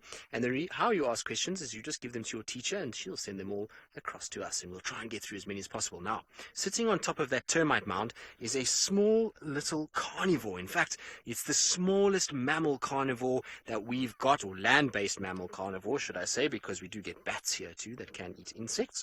And so these little carnivores are called dwarf mongoose, and they live in groups together. You can see they're very well hidden. Just look for a bit of movement behind the grasses. You'll see their little heads twitching, their ears moving, and they're very aware of their environment. They have to be able to watch what's going on, not only because they want to be looking out for food. These guys will hunt all kinds of insects, snakes, spiders, scorpions, but they're also on the lookout for other predators. Because they're very small, there's things like birds of prey, snakes that will go after them, even things like leopards. And that's why it's interesting for us to sit with them, because we're busy trying to find ourselves a female leopard. And she's been in this area moving around throughout this morning, and during the day we found her tracks. And so I was sitting with these guys in the hope that maybe they would spot her and they would start to alarm call, and they would start to make a little bit of noise, and we'd then know where the female leopard is. These guys don't like leopards at all. They'll know that a leopard is very dangerous, and so if they see one, they're going to make a bit of noise, and then they're going to scuttle into this big mound of soil. Now, this big mound of soil that you see here is the perfect place for dwarf mongoose to spend time, and it is known as a termite mound. So it's been built by termites, and the termites have now left. They're no longer there. You can see there's bits of grass that's growing on the termite mound, and because they have built this big structure, it's a great place for others to use for safety, because leopards would have to try and dig to get them out, and so they can just go inside there and spend time hiding away, and they can use the grass to camouflage a little bit. So it's the perfect place to spend a lot of time. But they're one of my favorite little animals that we have out here. They're always busy, always doing something and trying to kind of get up to no good, and so I thoroughly enjoy watching them. You can see they've now scuttled off, so they've gone down on the back side of the mound. So we're going to carry on and see what else we can find. These guys, is there one back there again, Dave? I don't know. I think there's just one little head that poked up again very briefly and then disappeared somewhere in that area. Right, so we're going to try and kind of carry on, try and see if we can find where this leopard is. Maybe we'll be able to find it now that it's getting a little bit cooler. While we do that, I'm going to send you across to my friend Brent so he can say hello, and who's also in the area trying to help us find this leopard. Welcome West Middle School in Colorado. Great to have you on the vehicle, and I can't wait for all your questions to come through. Now, Tristan and I are both looking for the same female leopard with a baby, and I've just been walking through this thick bush. You can see there's no road in front of me. Oh, beautiful bird. Let's see if it lands. Oh, can we just go a bit closer? and I found tracks on top of a termite mound, and leopards like termite mounds, and they were going this way. So I just want to have a quick look here. I think they might even have a kill around here somewhere. There's the very pretty bird I saw. It is called a woodland kingfisher. There it is. It's got a beautiful electric blue colouring. And it's called a kingfisher, even though it doesn't eat any fish. So you have a lot of kingfisher species in Africa that don't fish for fish. They eat insects and frogs and centipedes and scorpions, and this is one of them, the woodland kingfisher. Very, very pretty bird.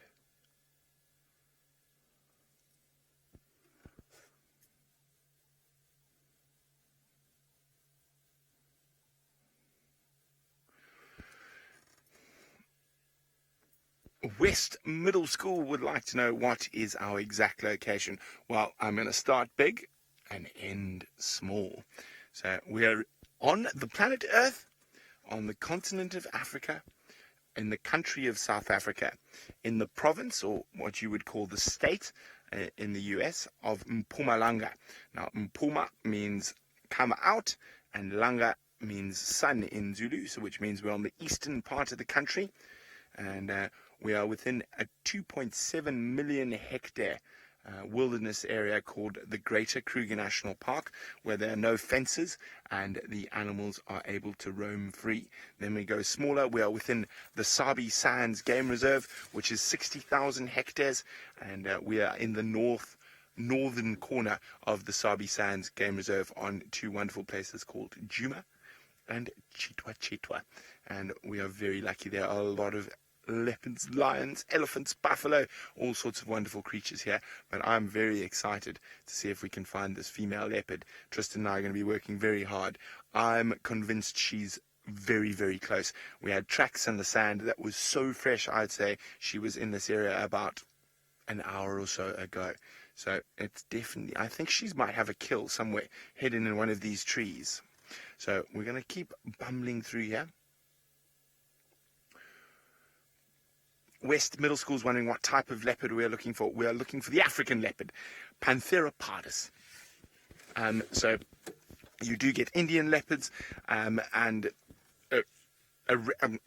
Asian leopards, Indian leopards, and you do have some animals that are called leopards but are not quite leopards, like the clouded leopard from the islands of Borneo and stuff. It is not a Panthera cat, so a Panthera is the big cat. So your Panthera, a lion, leopard, snow leopard, tiger and jaguar, and what makes them Panthera is their ability to roar.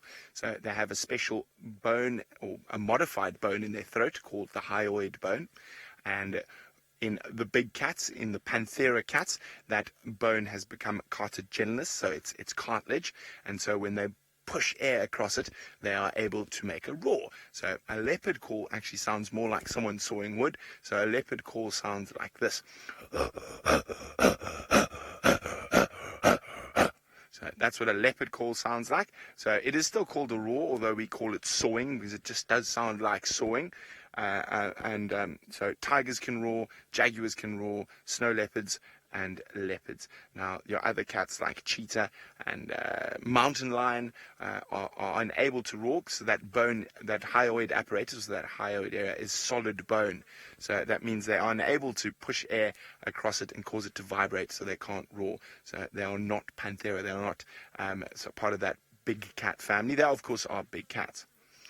Now, I'm just trying to think, if I was a leopard, where would I be? The last footprints I had were probably about 50 meters away from me here, while I was walking through the bush. Now, we do that quite often to find leopards and lions. Don't worry, we are quite safe. We will actually walk on foot following their footprints till we find them. And when we come back, I'll explain to you a little bit more about why it's safe to do so if you're an experienced safari guide. In the meantime, it sounds like Taylor has got the largest land mammal in the world to show you. I hope you're not talking about me, Brent. I'm only teasing, of course we do. We have got the elephant, and it is a big elephant bull too. So there are very few creatures that get larger than this, only the ones that live in the ocean. Otherwise, he does tower above the rest. Hello to all of you from West Middle School. My name is Taylor, and on camera with me today is Sebastian. I'm very, very excited to have you all on board, and I'm looking forward to all your questions today. Now, I have to tell you about this elephant bull and why we're not going to go too close to him, and hopefully he'll come out behind the bushes so I can show you exactly those reasons. So before I even get into that, we watch him have something to eat, because elephants are always eating, which I suppose is why they're one of the largest, or are the largest of them all. There he is. Can you believe that such a large animal can hide behind such a small tree? Pretty amazing how they blend into the vegetation. Now, hopefully he walks a little bit to the left, because I don't want to go chasing after this elephant, because he's a really, really big elephant bull, and he's coming into musth. So what musth means, it's basically a state where their bodies are producing a lot of testosterone. So the hormone that, of course, helps you become a boy. And he's producing so much of it now, he's basically just focused on looking for the females. I'm going to go forward slightly, but I'm not going to go any closer to him. Now, the problem comes in is that normally elephants are very relaxed and very calm vehicles, and they don't mind us, but because they're not thinking straight, they can sometimes sort of be quite aggressive, and they're known to be quite naughty. I think he's only just coming into musth now, so we don't want to disturb him and push the boundaries too much. He is the only animal out here that can turn this vehicle over, so it's very, very important that when you come out on a safari, that you respect the elephants, and when they tell you that they're unhappy with you, you move away. And because I've been a guide for so long now, any guide will tell you, you typically try and keep away from the musth bulls, just because they're a little bit unpredictable, and you don't want to get yourself into any tricky situations. But he looks like he's almost black in color. Now, that's not the typical color of an elephant. He's been for a swim. Oh, look how he stretches up. Stretching up into that marula tree. What you doing? I wonder if he's going to stand. Look, he's shaking it. Wait, did you see those green balls falling out of the tree? Those are fruit from the marula tree, one of the favorite foods of the elephant. But unfortunately, marula season is coming to an end. At the end of March, there will be no more. We'll have to wait a whole year before we will see them bear fruit again. So that's a female marula tree. It's only the female trees that bear the fruit. The male trees don't. And elephants are exceptionally lucky. They're the only ones that can shake a tree like that. You saw him, he wrapped his trunk around that branch, very strong animals, and shook it like it was nothing. And then got the last of the fruits. Sometimes they also stand up on their back legs if they're trying to reach pods off the tops of trees. You maybe have seen some famous pictures. We don't normally see it too often in South Africa, but they do it here. They typically do it in the Zambezi National Park, which is in Zambia, and then in Mana Pools, which is in Zimbabwe, where they reach up and feast off of the anna trees. I'll go forward again, Seb. All right, let's go forward just a little bit so we can catch him. Gone behind the termite mound now. Are you wondering about whether there are any animals, I think I got it correctly, any animals that are specifically protected? Because, actually, Nikki, I didn't quite get that question. I'm so sorry. Please, can you have it again? I didn't hear it properly. There we go. Okay, no, I was thinking of the right thing. So it was due to, are there any animals that are protected specifically due to the fact that their numbers are decreasing? Most certainly. Out here, though, in the Sabi Sand, Wildtuin, so that's the private game reserve that we're on at the moment, but it's open to the Kruger. I think Brent was telling you a little bit about it, or Tristan was telling you about it. He just doesn't want to be on camera, this elephant. They protect all the animals out here. So not only is it something like rhinos, which numbers are dwindling, or something like a pangolin, you may know it as an armadillo, or even lions, because there are more lions in captivity than there are in the wild these days, which is a very sad statistic. They will protect all the animals. So They have anti-poaching teams out here that will stop people coming in and shooting elephants for their ivory, stop poaching rhinos for their horns, or lions for their skin and bones, or pangolin for their meat, and they use them for all sorts of traditional medicines, or even vultures to an extent. So there are lots and lots of different ways that they'll try and protect these animals. They often have helicopters flying around.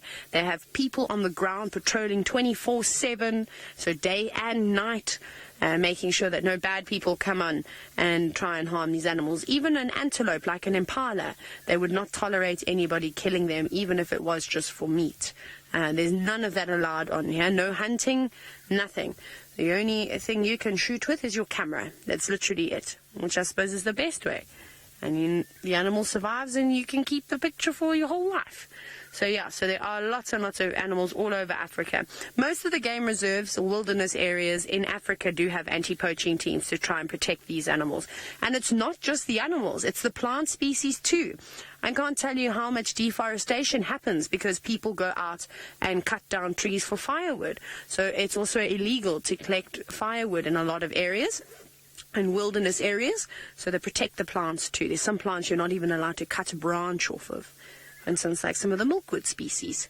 There we go. This is not an elephant though. This is a group of Egyptian geese feeding on the grass seeds. And they're quite cool. Very hungry. I reckon they're doing a last little bit of feeding before they're going to go back to the water's edge, or perhaps perch themselves up in a tree. Very, very busy though. Everybody's eating the grass seeds at the moment. We had a warthog a little bit earlier this afternoon that was also munching on just the tops of the grasses. They're going to make the most of the most nutritious part of the plant, and that's of course it. They're flowering. It'll be really, really good for them. But I'm going to try to go around to that elephant again. Let's see if we can get another view of him, because there was a question from Joel about how much can a big elephant like that weigh. So the average weight of elephant bull in the Kruger is about 5 tons, between 4.5 and 5 tons. However, you do get some exceptionally large elephants that will weigh between 5.5 and 6 tons. But sadly, there aren't very many of those left, because normally those massive elephants will have big tusks to go with them. And like we were just talking about poaching, a lot of people try to, many years ago, when the biggest tuskers were roaming around, so that's what we call a big elephant bull with really big tusks, is a tusker. Unfortunately, they are not even alive anymore because they've been shot and had their tusks and all their ivory taken away from them. So it's quite sad. But I believe in the northern parts of the Kruger National Park, which is also one of the most famous wildlife areas in South Africa, and there are apparently some really big bulls starting to develop, which was quite nice. I'm going to just keep away from him. Like I said, I want to give him room. I don't want to get too close. Also, if he has a change in heart and he doesn't like us anymore, I can also drive away from him. I want to make sure I've got enough space, so that's also very important. But now you can see he has got 5 legs. That's just one of those things, I suppose. And there's a really cool bird that's going to follow that elephant around. There's actually 2 of them. They're called fork-tailed drongos. Now, this is a really amazing relationship, quite a cool symbiosis that animals will have with one another. So the fork-tailed drongos, and a lot of other bird species, from wattled starlings to cattle egrets, will actually follow the larger mammals as they move through the grass. And as that elephant walks, he's chasing up grasshoppers and all sorts of other little creatures that those birds will be wanting to feed on. So this is a type of symbiosis. So essentially the elephant's not really benefiting from it. The birds are really just are winning in this situation. They're getting a free meal. That elephant is helping them. There's an impala as well, just on the right-hand side of that tree where that elephant is walking towards. There's quite a few of them, in fact. But we're going to stick around here. There's still a big dam we need to go to see all the creatures that are playing around inside there. They're the impalas. Brent is still listening out to see if there are any birds alarming at a leopard. Well, I'm pretty sure those leopards are very, very close to us. I've found their kill, and it's a big male impala.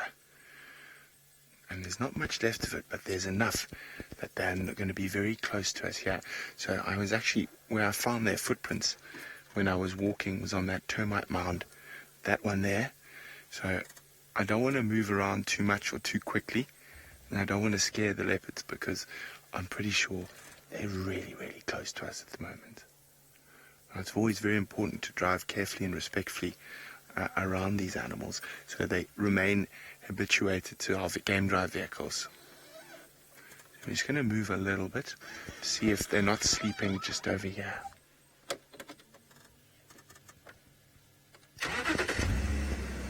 It's always very important when you're in a situation like this.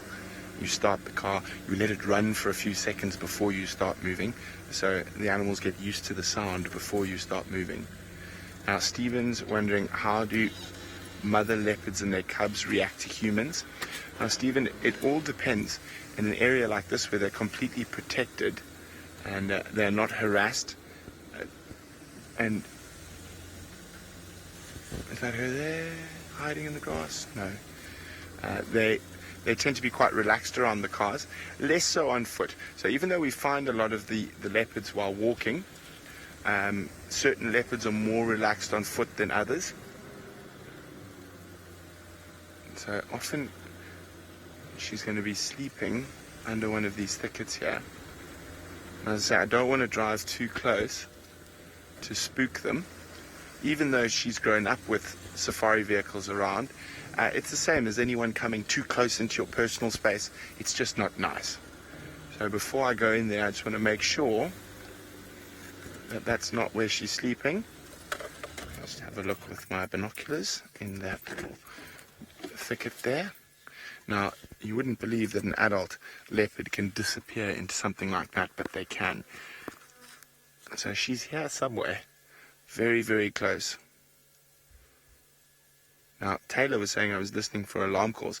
So, birds, if they see the leopards, birds will alarm call at leopards. Now, I'm just trying to... I thought I saw spots in that bush. Craig, do you see any spots in that bush? I don't think so. But it's always worth checking. So, I'm checking very slowly and carefully as I don't want to scare the animals. Wait, what's that? No, it's just a patch of sand in there. So, now, I just saw it. Looked, the bottom left of the bush looked like a leopard there, but it was actually just some sand. Okay. I'm just going to go slowly through here. I'm very confident we're going to find the leopard, but because the grass is long and she's got a young cub, I'm moving very, very carefully and very, very slowly and very, very, well, with as much sensitivity as possible. Oopsie.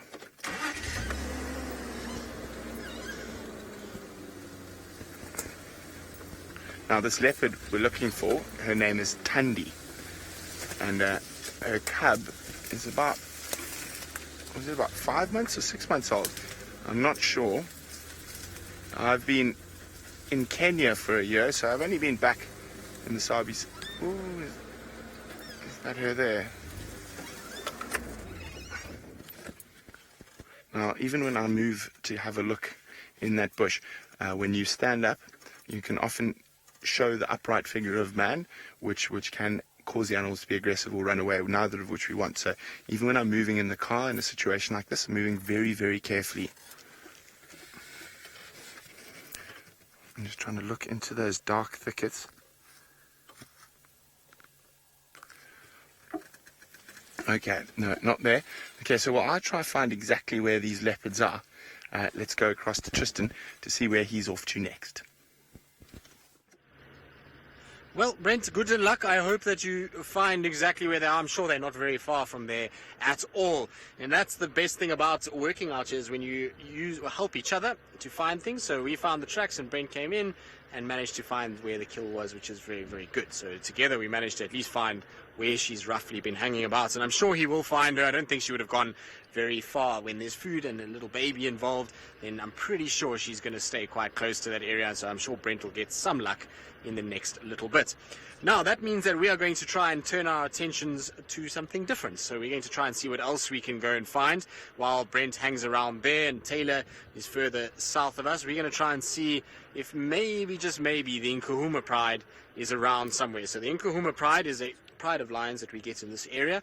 There is 5 females in there and 6 sub-adults and 1 little cub, and they were seen not far from our area that we're in right now, and they were kind of lounging around on the road this morning. Now there's no sign of them at the moment, but it's not to say that they don't pop out fairly shortly. The conditions are actually pretty good now. There's a bit of cloud cover that's come over, and so it's starting to get nice and cool, and when there's cooler weather you'll find that lions will often start getting up and start moving. Now the other reason why they might start moving in the direction of where we are is because of that big pile in front of us in the road. So there is a pile of dung, and that dung is made by buffalo, which is what the lions in this area absolutely love to eat. That's their favorite food item, and so those buffalo were there last night, and what's probably happening is these lions are slowly but surely following on the tracks of the buffalo, trying to kind of catch up with them. And so if there's buffalo tracks here, that hopefully means that the lions eventually will pop out somewhere in this area. The problem that we have at the moment is that lions and leopards, like Brent will tell you, are very well camouflaged animals, and in long grass like this, makes it quite tough to sometimes spot them. So what we're going to hope is, now that it gets a little cooler, is that they're going to be able to come out and we'll find them milling around, maybe trying to kind of hunt down these buffalo and see exactly where they go. So that's the kind of plan, but it's good news that we've got some buffalo tracks around and that the lions we're seen in this general area. Maybe it's going to mean that we'll have them coming out and about.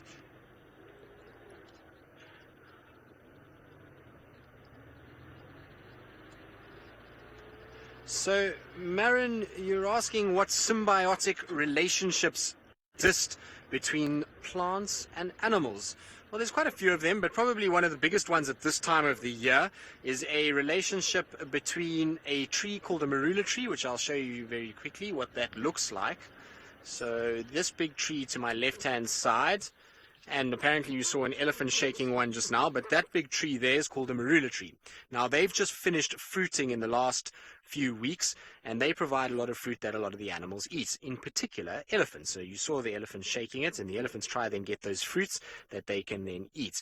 Now, the reason why it's a symbiotic relationship is because what's happening is, even though the elephants are feeding off of this tree and eating all of the fruits, as the elephant pops the fruit in, it then walks off, and as it walks off over the course of the next 4 to 6 hours, it kind of covers quite a bit of ground. It then defecates that fruit that it's eaten, the seed that was inside there, in amongst its dung, which is basically like a big pile of fertilizer, and it then transports the seed away from the tree. So it's actually acting as an agent of dispersal for the tree, and so the fruits, being very tasty, are an attractant for animals to then pick them up and start taking them and moving them off into other areas. So that's probably the biggest sort of symbiotic relationship at the moment. There's also a number of other plants that have come out that have certain types of flowers that crab spiders will live in. We get a thing called a flower mantis that you'll use flowers to camouflage and be able to then catch insects so that the flower doesn't get damaged itself by things like aphids or ants or anything that wants to eat the tree. So there's a number of different things that exists out here, but at the moment the marulas is probably the biggest one that we see. Now hopefully we'll be able to find some ellies, maybe a herd of them. It would be quite nice to have a herd of elephants around.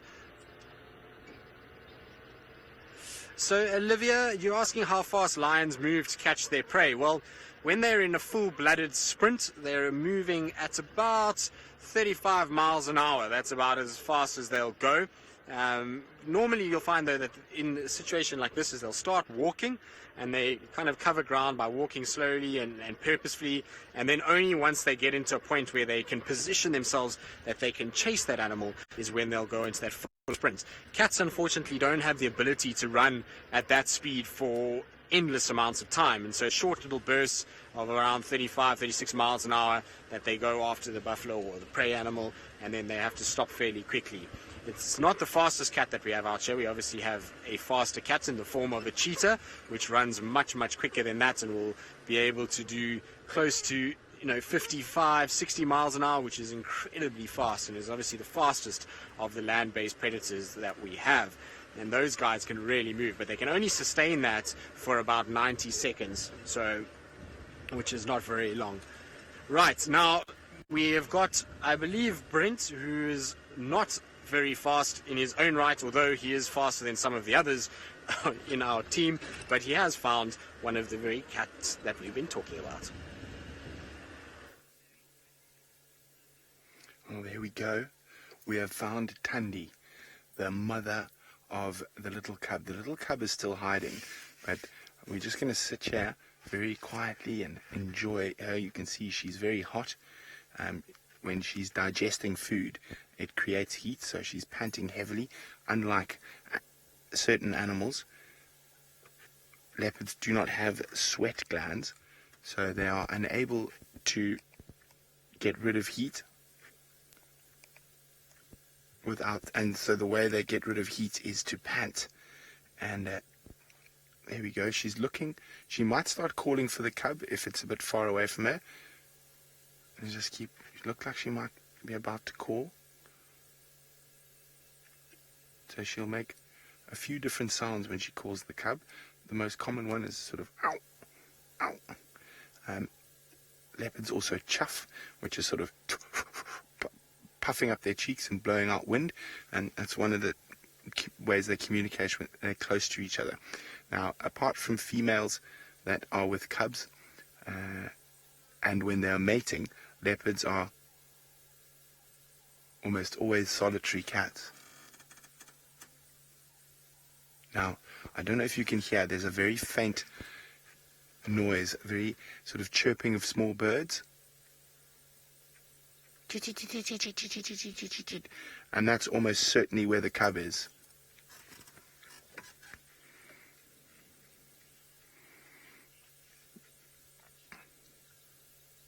Marshall is wondering, are leopards concerned about hyenas scavenging their kills? Very much so. Now, the only reason she hasn't put this kill up in a tree is when she caught it, it was an adult male impala, and that would have been too heavy for her to take up the tree. And so she's kept it on the ground. She's been lucky. The hyenas haven't found it yet, but it is starting to smell a little bit. So there is a possibility that this evening the hyenas might arrive, or that she takes it up and puts it up a tree. There are lots of good trees for her to put that kill up, and now that she's eaten almost 70% of it, it'll be much easier for her to hoist it up into the tree. So there is a very good chance that she will take it up into a tree. And you can see she's completely unperturbed with us being here. Now, each different leopard has different comfort zones. So when you approach an animal you don't know well, especially if you're in a new area, you must always be very, very careful how you drive. And you never want to drive directly at an animal, because that's sort of an aggressive sign. You want to keep your distance if you're not sure. We know this leopard very, very well. And she has actually got a bigger gap that we must keep from her than certain other leopards. Josiah is wondering, have there been any human deaths because of the animals?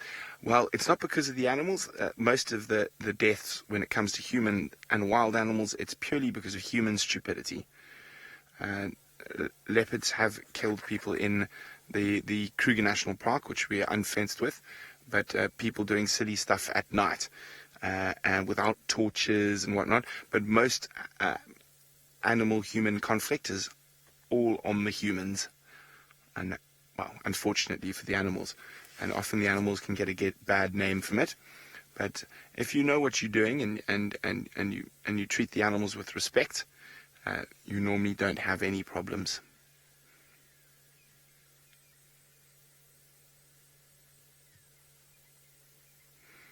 Now I'm very excited for that little cub to make an appearance. I know it's in the grass here somewhere, and it won't stay away from Mom for too long.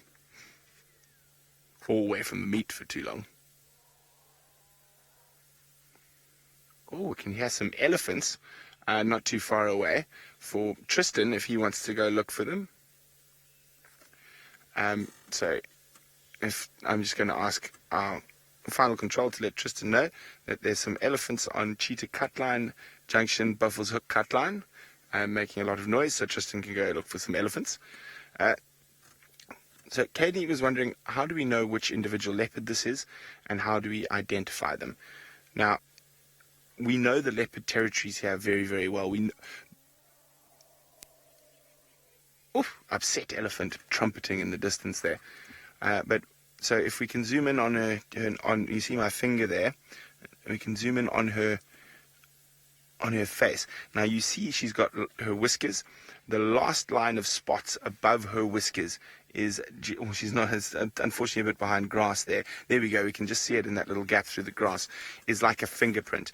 And if you don't know the individual leopards that well, that is the best way to ID them. These leopards here on Juma, we know really, really well. So we've seen them for many, many years now. So we know their territories, we know where they are. And well, I'm hoping that little cub makes an appearance very, very soon. But in the meantime, Taylor's got some birds that leopards sometimes catch. They do. They love to catch a freckled guinea fowl. Now, the reason why we're having a look at these guinea fowl is because they were shouting. They were alarming just now. And there's also another bird that's alarming called a go-away bird, but it's sitting up in the tree. As she said, there's a tamboti that's sticking up kind of above those guinea fowl. The small one right here. Yeah. There's a go-away bird in it. I'll guide you. If you get... You can't see it on the monitor. It's in this tree, I think, there. Or maybe you're just behind it. No, I think you're just out of the way, but there is the other go-away bird. It's just bouncing around somewhere around there. And they are alarming, so there could be another leopard in the area, could be a lion, could be a number of different things. It could be a caracal, a serval, which are some of the smaller cats. That's also a possibility, but now they've settled down. And normally when they have spotted a cat of sorts, they'll fly up into the tree to try and get away from them and sit very high and then constantly squawk. But they've settled down now. They're also, just like the Egyptian geese, feeding on lots and lots of grass seeds at the moment. Okay, well, we'll keep an eye out over here. Let's carry on. Let's go back to the dam, though. We'll definitely keep a watch on this area, as it is a very, very good spot for leopards. And could come walking around here, trying to try and hunt lots of different antelope species, also feeding along these drainage lines. Okay, well, we're going to head up and towards the dam again, and hopefully the hippos will be splashing about while we get there. Tristan, however, is looking for lions. I am looking for lions, but whenever you're looking around for any animal, it's always good to take in anything that you get. And here is one of our more sort of charismatic characters, if you want to call it that. This is one of the more entertaining birds we see out here. It's called a yellow-billed hornbill, and they are quite common. We see a lot of them in this part of the world, and they have these big yellow beaks, which makes them quite easy to identify, coupled with that white and black feathering. Now, you'll find these guys flying often from the roads up into trees, which is exactly what's happened here. As I was driving along, this guy was on the road and flew up, and the reason why it was on the road is because these guys will dig around a lot in dung of pretty much any animal. So earlier we saw that buffalo dung on the road, and these guys often will then go and they move that dung around. And the reason they do that is because there are a lot of insects that feed off dung. In particular, at the moment, a lot of things called dung beetles now in the summer months, and so they can part all of that and they can open it out and they can find little tasty treats for themselves inside that dung. So it's like a little buffet table when there's a bit of dung on the ground. But I really enjoy these birds. They are incredibly interesting in the way that they nest. So now we've just gone through the nesting phase.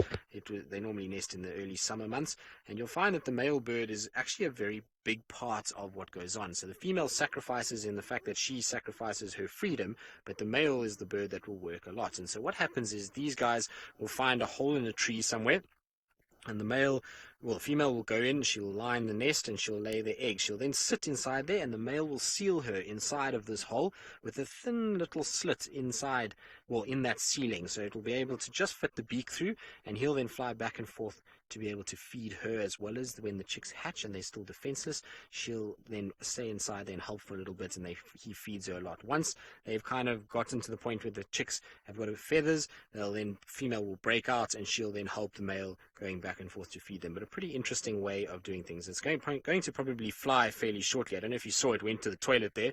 So with birds, whenever you're wondering if they're going to take off or not, often if they defecate like that, they're then going to fly away and start moving off into the distance. And well, this one is not doing that at all, is it? Of course it's not. It's because I said they normally do that.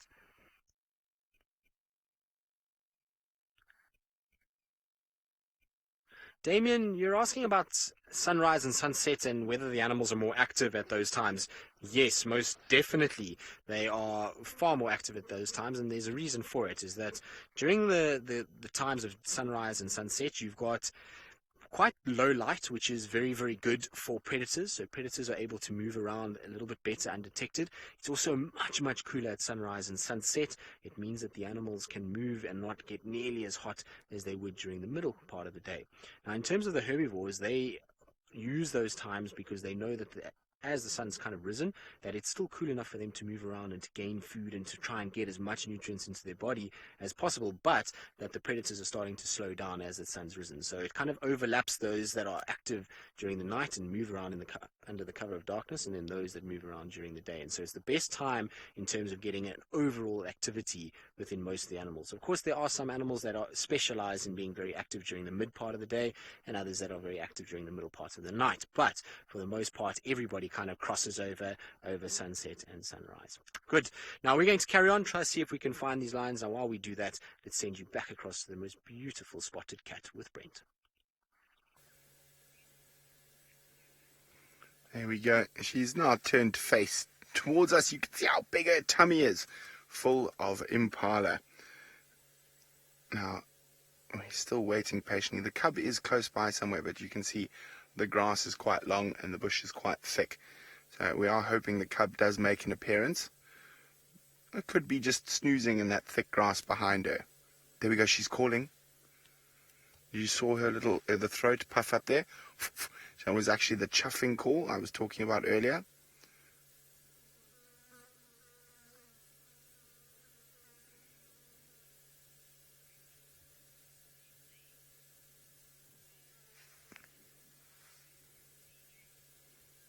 DJ is wondering, how rare is it to see leopards in this area? Well, we're very fortunate in this area. This is one of the best places in the world to see leopards, and we see leopards almost every single day. So we're very, very lucky here. This is a very important, or it's probably one of the best places in the world to see leopards.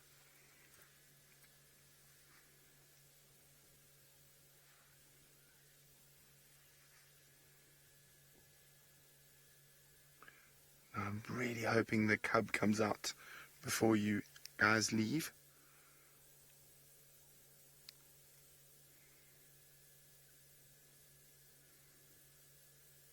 So the cub's definitely very close if she makes those chuffing noises.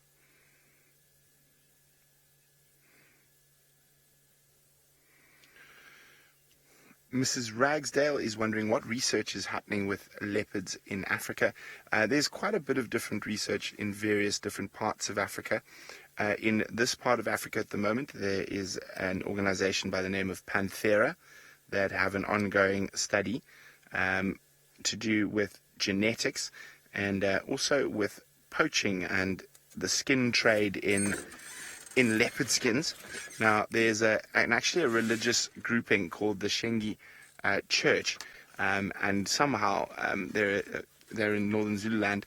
They decided that leopard skins would be their sort of emblem, and so we actually have little vials in any new leopard we see. We collect a feces sample so the guys can run genetics, and then they collect skin samples off those the church wearers' leopard skins to try to determine which leopard populations in southern Africa are under threat It's not.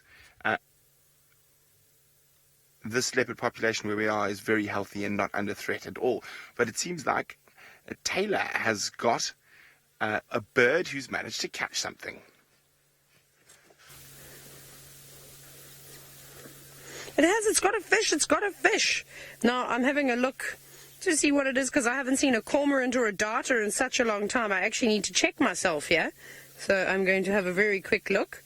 I think it might be. It does look very much like an African darter. Let me confirm my suspicions here.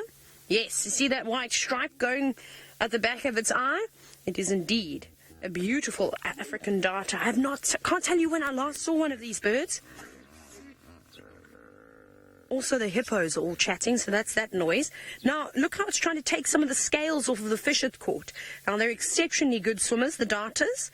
Very nimble and quick in the water, with a very spear-like beak, which it would have used to jab that little fish.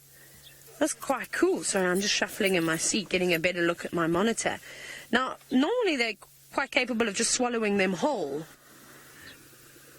Look at the hippos now. What's going on here? Look at the little baby porpoising to the left.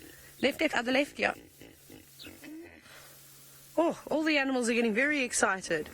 Okay, it all seems to have settled down now with the hippos. Shall we continue watching that heron, the darter, eat the fish? My goodness, we don't know where to look. There's so much action at Chitwa Dam. But that's very special to see. Now, of course, this heron needs to be very... Well, I keep saying heron because that's what we normally see out here catching fish. This darter needs to be careful. And you can see it trying to turn the fish around. It has to swallow it head first. If it tries to swallow it by a tail end first, it's going to end up choking. Did it swallow it? Look at that. Very cool. Very quick, too. Now, did it drop it? I missed that completely. Sorry, I heard guinea fowl alarming again, and my attention was drawn in that direction. I can't believe it dropped it. Well, that was silly.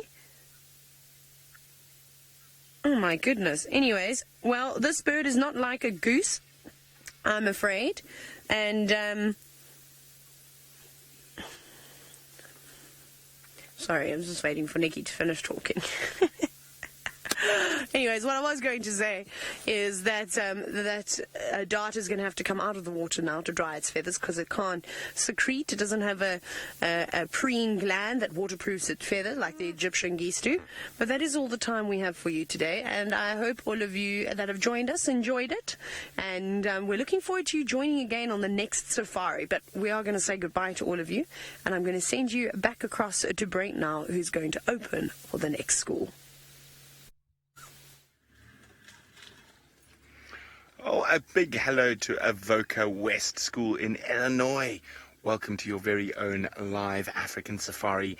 And here we have the Prince of Predators, one of the most elusive cats in Africa, a female African leopard. And she actually has a little baby somewhere around close by who's probably just snoozing in the long grass. So we're hoping that while you're with us, the little leopard cub will come out to join us. Now, please, guys, send through your questions. I can't wait to hear what questions you guys have about all the wonderful African animals. Now, of course, I'm not the only person out here. You have got Taylor and Tristan, who are also searching for animals for you. But my name is Brent, and I have my good friend Craig on camera. And this is very exciting. We are a few feet away from a wild leopard. Isn't that amazing? So there she is. Now, I'm hoping that she calls the little baby out, who's probably very close by here somewhere.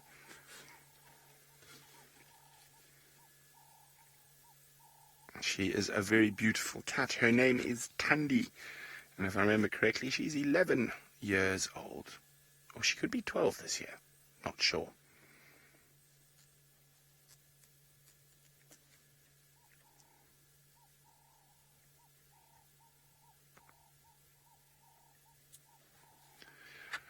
Ryan would like to know, why is a leopard called the Prince of Predators?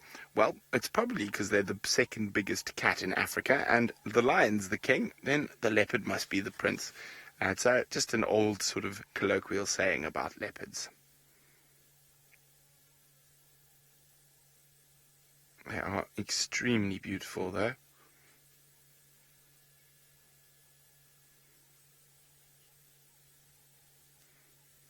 Now, as I said, I'm not the only person out here, so I'm going to send you across to my good friend Taylor, who's at a big waterhole. Let's see what she's found. Hello, all of you. I'm so excited to have you on my vehicle. What a privilege to have the Avoca West School join us today. Very, very nice. My name is Taylor, like Brent said, and on camera with me today is Sebastian. Hello, everyone. You can just call him Seb, though. That's what we all call him. Now, like Brent said, we're at a very, very big waterhole, and it's so exciting. Look at all the hippos that we've got in front of us. Isn't that amazing? Lots and lots and lots of hippos, and they're all getting very excited now because the sun is set.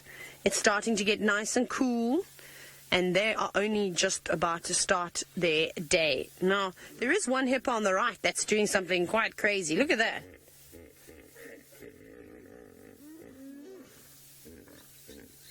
You hear them all saying hello to all of you? How cool is that? You got hippos to greet you. I try all the time. There's one that's opening its mouth, quickly clamping it shut. It was doing a big smile for all of you so you can see its teeth. Now, they're going to leave the water soon. They're actually going to come out onto the land and eat grass. Can you believe it, that animals with such big teeth like that actually just eat vegetation? So they've got a long night ahead of them. But this is the fun part, is because they do get excited, and there are lots of little hippos in and amongst the big hippos, and they get very excited at this time of the day. And they play with one another, and they chase each other in the water, and they splash, and then, like we just saw, they will open their mouths. Oh, there's another one getting excited. So what that hippo is doing is it's actually going to the toilet now. Look at that. And the bulls do that, the males. So he does a big poo, because that's what he's doing, and then he swishes his tail around like that, and it goes everywhere. And it's pretty cool why they do that. He's basically telling the other hippo, this is my territory, this is where I live. You stay on your side of the water, please, and then you'll get the other hippo doing it too, announcing to everybody, saying, this is where I live. There's a little baby hippo. Come on, show us how you can play around. There's one opening its mouth again. Seb, we're going back and forth this afternoon because we don't know where to look. It's so cool. It's so exciting, all the things that are happening at the dam today. And then we even just watched a bird catch a fish, which was really amazing. A bird that we don't get to see for very long. It's an African darter. See how it's got its wings out? It's waving now. It's not really waving. It's been for a swim, and it doesn't have an oil to waterproof its feathers. So what it's doing now is it's going to try and dry out. You can see it's cleaning itself. And there's even a pied kingfisher just on the branch below it. You got it in frame, in fact, Seb. Look how cool that one is. So that bird is one of the only birds in southern Africa that is able to hover. So what hovering means is that they can flap their wings and stay in the same spot, even without the wind, which is amazing. So it's waiting to also catch some fish. Perhaps it saw the fish that the darter dropped earlier.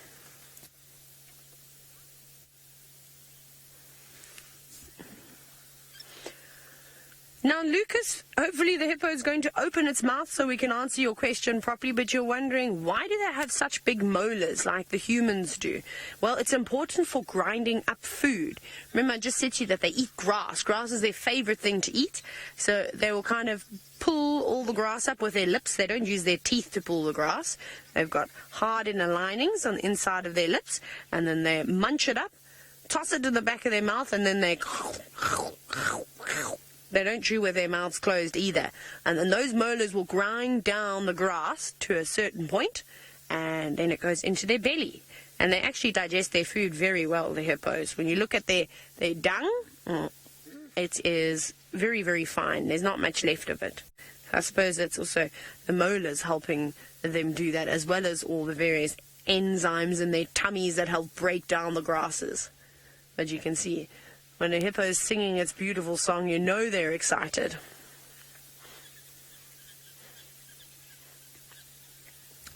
Now, I wish we could have a hippo come out of the water so I could show you how big they are, because Rohan, you're wondering how much can they weigh. Well, a very big hippo bull, like the ones we saw swishing their tails around. And just let that hippo finish what he was saying. They can weigh up to 2.5 tons, even sometimes a little bit bigger than that. But the females, the girls, don't get that big. They're a little bit smaller than that. So it's like a, I suppose, Seb, how much does a normal car weigh? I'm trying to think. 1,500 kilograms or so, hey? A ton and a half. So probably bigger than a normal size car, which is quite cool. So they're very, very heavy, but they look quite small in the water. When they come out, though, they've got huge bodies and tiny little legs. But we'll wait. We will wait and wait and wait for one of them to come out.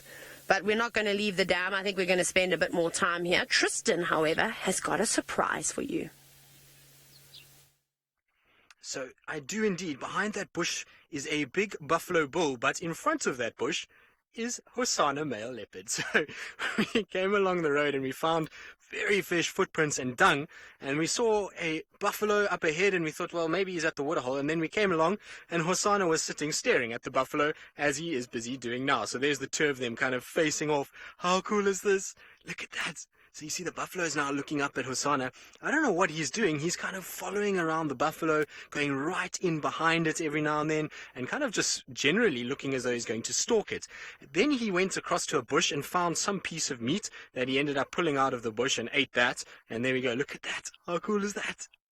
Not every day that you get to see a leopard following a buffalo around. And he's so curious, this cat. Husana is another story.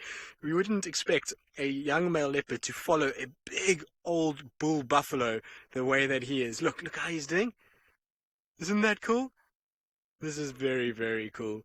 I think it's amazing. Now, the buffalo's drifting off, but Husana's still keeping him in his kind of watch and is busy moving in that direction. And you can see why a leopard is so difficult to find in these kind of thickets. Now, Caitlin, you want to know how we know whether a leopard is a boy or a girl. Well, Caitlin, in this area we're very lucky that we know most of the leopards and we can tell just by looking at their spot patterns. But the best way to tell is by size. Male leopards are much bigger than female leopards. So even though this male is very young, he's still bigger than that female leopard that Brent has. And so she's already a larger size, so he gets a little bit of a thicker neck as well.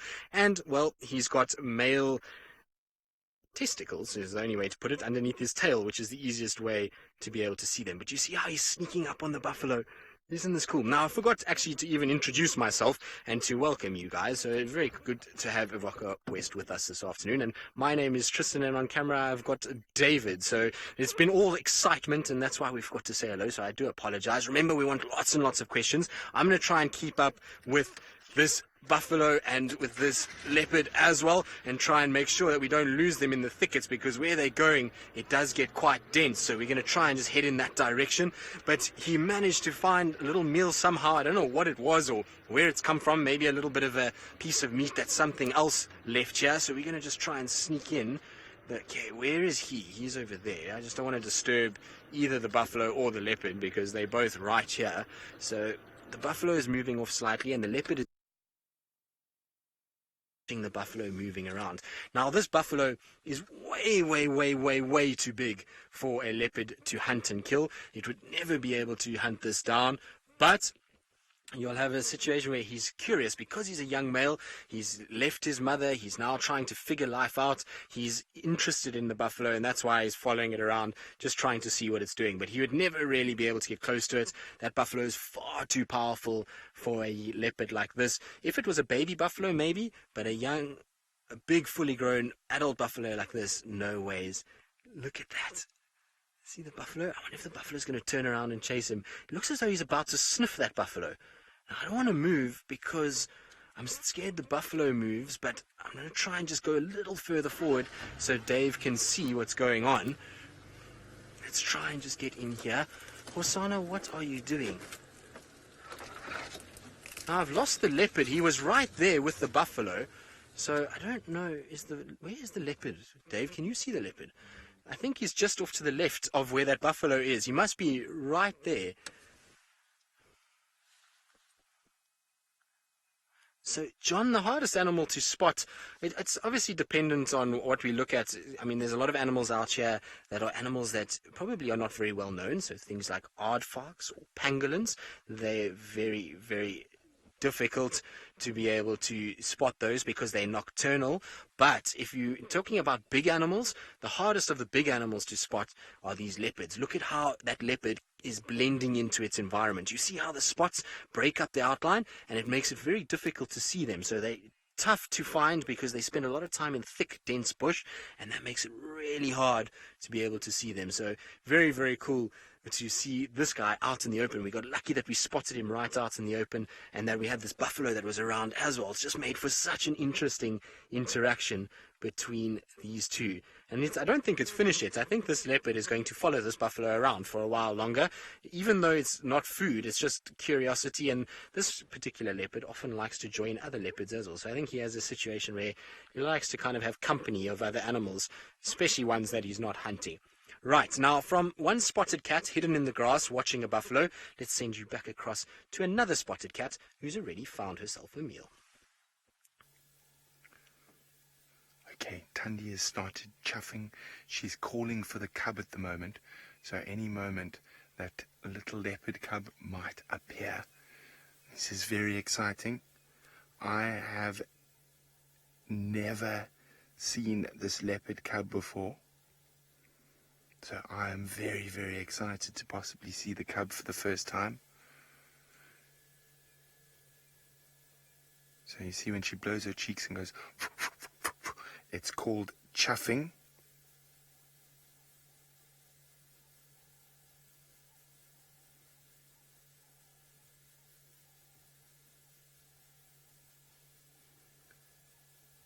So she's looking around.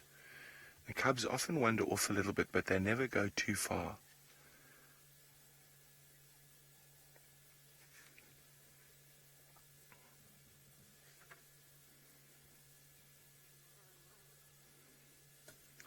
Trevor is wondering, do leopards have spots when they are born?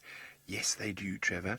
And the spots are they're almost more spotty when they're born, and the spots are more tightly packed, and that is a form of camouflage because the mothers can't stay with them all the time, so they have to hide them in thickets or little caves and then go out hunting to try and find enough meat to make milk for the babies. So yes, they are very spotty when they're born.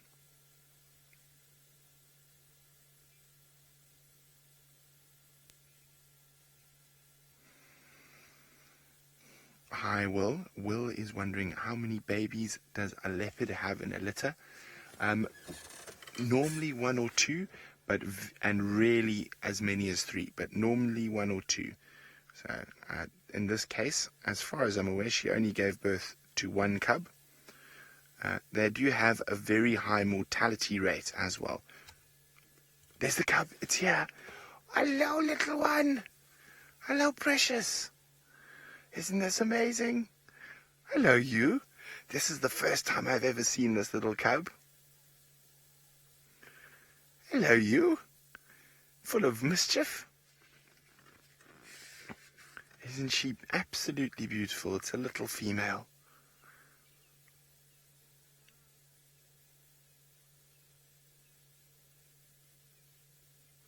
That's very special. We're very lucky to see this female leopard and cub now, and I've been since I found the kill a bit earlier on foot. I've been waiting very patiently for the little cub to appear, and now it has.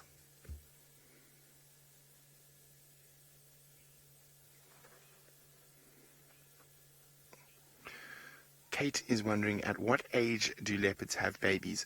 So female leopards normally become independent of their mothers at anything from as young as a year old, but normally close to sort of 18 months old. But they will normally only start mating at around 3 years old. So somewhere between 3 and 4, they'll have their first litter. Now, of course, there are always exceptions to the rule. But I'll tell you about that later because Taylor's got something amazing to show you.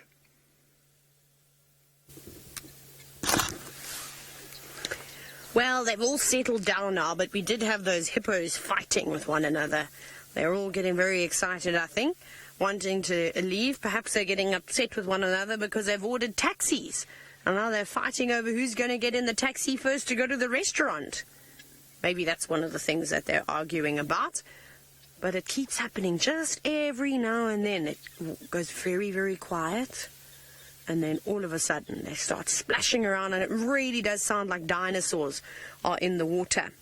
But maybe we'll be lucky enough to see it again. Come on, hippos, open your mouths and thrash about, please. It's quite cool, in fact. And like I said, I'm crossing my fingers hoping that one hippo is going to come out of the water for us, because that will be a real treat. I know you've been lucky to see not just one leopard, but 2 different leopards. But it'll be also quite cool to see hippos fighting. It's magical. Pretty scary, though, as well, at the same time.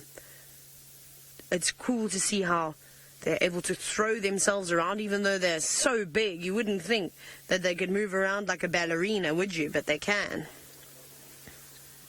There we go. This one's doing somersaults. Now, Marcus, you've asked, why do the hippos keep going under the water and then coming back up again? Well, they want to keep themselves nice and cool. So by staying under the water, that'll keep them nice and cool. But also in some spots, it's a little bit deep. And they can't swim very well. They sort of paddle through the water, but normally they're bouncing from the ground, pushing themselves off the bottom and then up to the top to take a breath. So when the water is deep, they've got to go all the way under again. And you can see that tree. That tree used to stand upright. It used to point straight to the sky with all the birds' nests on it. But the hippos like to use it as a scratching post. They love to scratch against it. Maybe this one is going to do that right now. Let's see. And they've now almost dislodged it from the ground. Sometimes you can even see the tree shaking, and I always wonder if there are any little birds in that nest. They're going to shake them out. Ooh. Now, Rayan, you're wondering if a hippo would eat a carrot? I've never fed a hippo a carrot.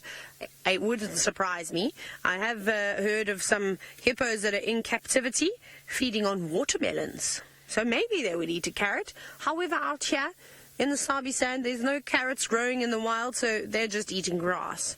But maybe if there was one that was, maybe it was rescued because its mother died or something like that, maybe sometimes they would feed them some carrots. But I don't know.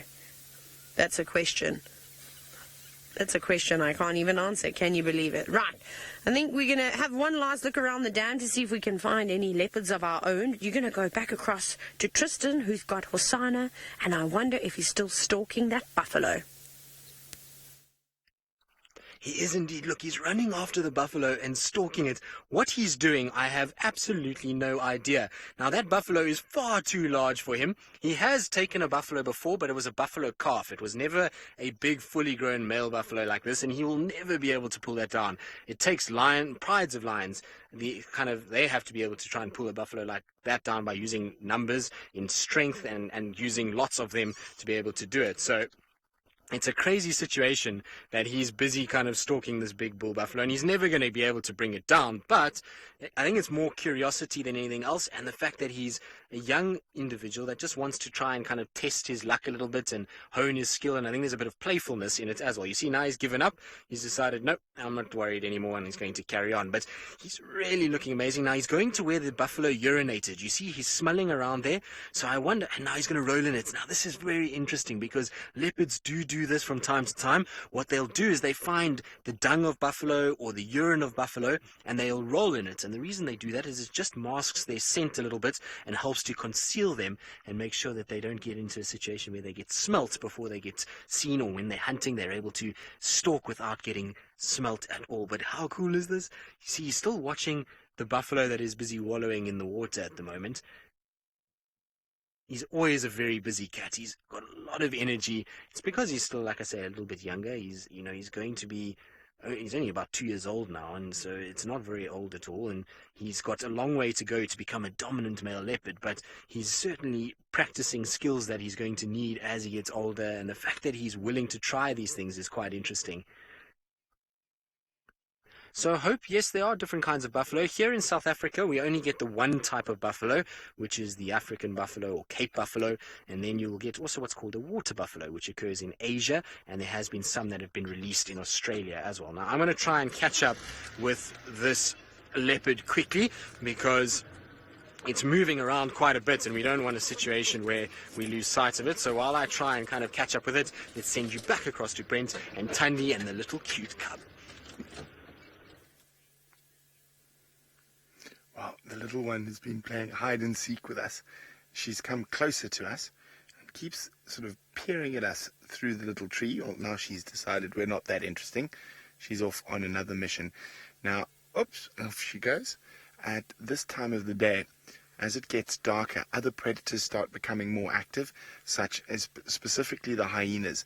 Now, with the kill on the ground and with a young cub here, we don't want to stay at night. That might put their kill at risk for being stolen or the cub at risk from a potential attack by hyenas. So we're going to have to say goodbye to the little one and the little and the mom and move off and go see what else we can find. But I'm just on top of the world. It's my first sighting of this little cub, so very, very special indeed. Let's have one last look at Mom. I don't know where little cubby's disappeared to into the long grass.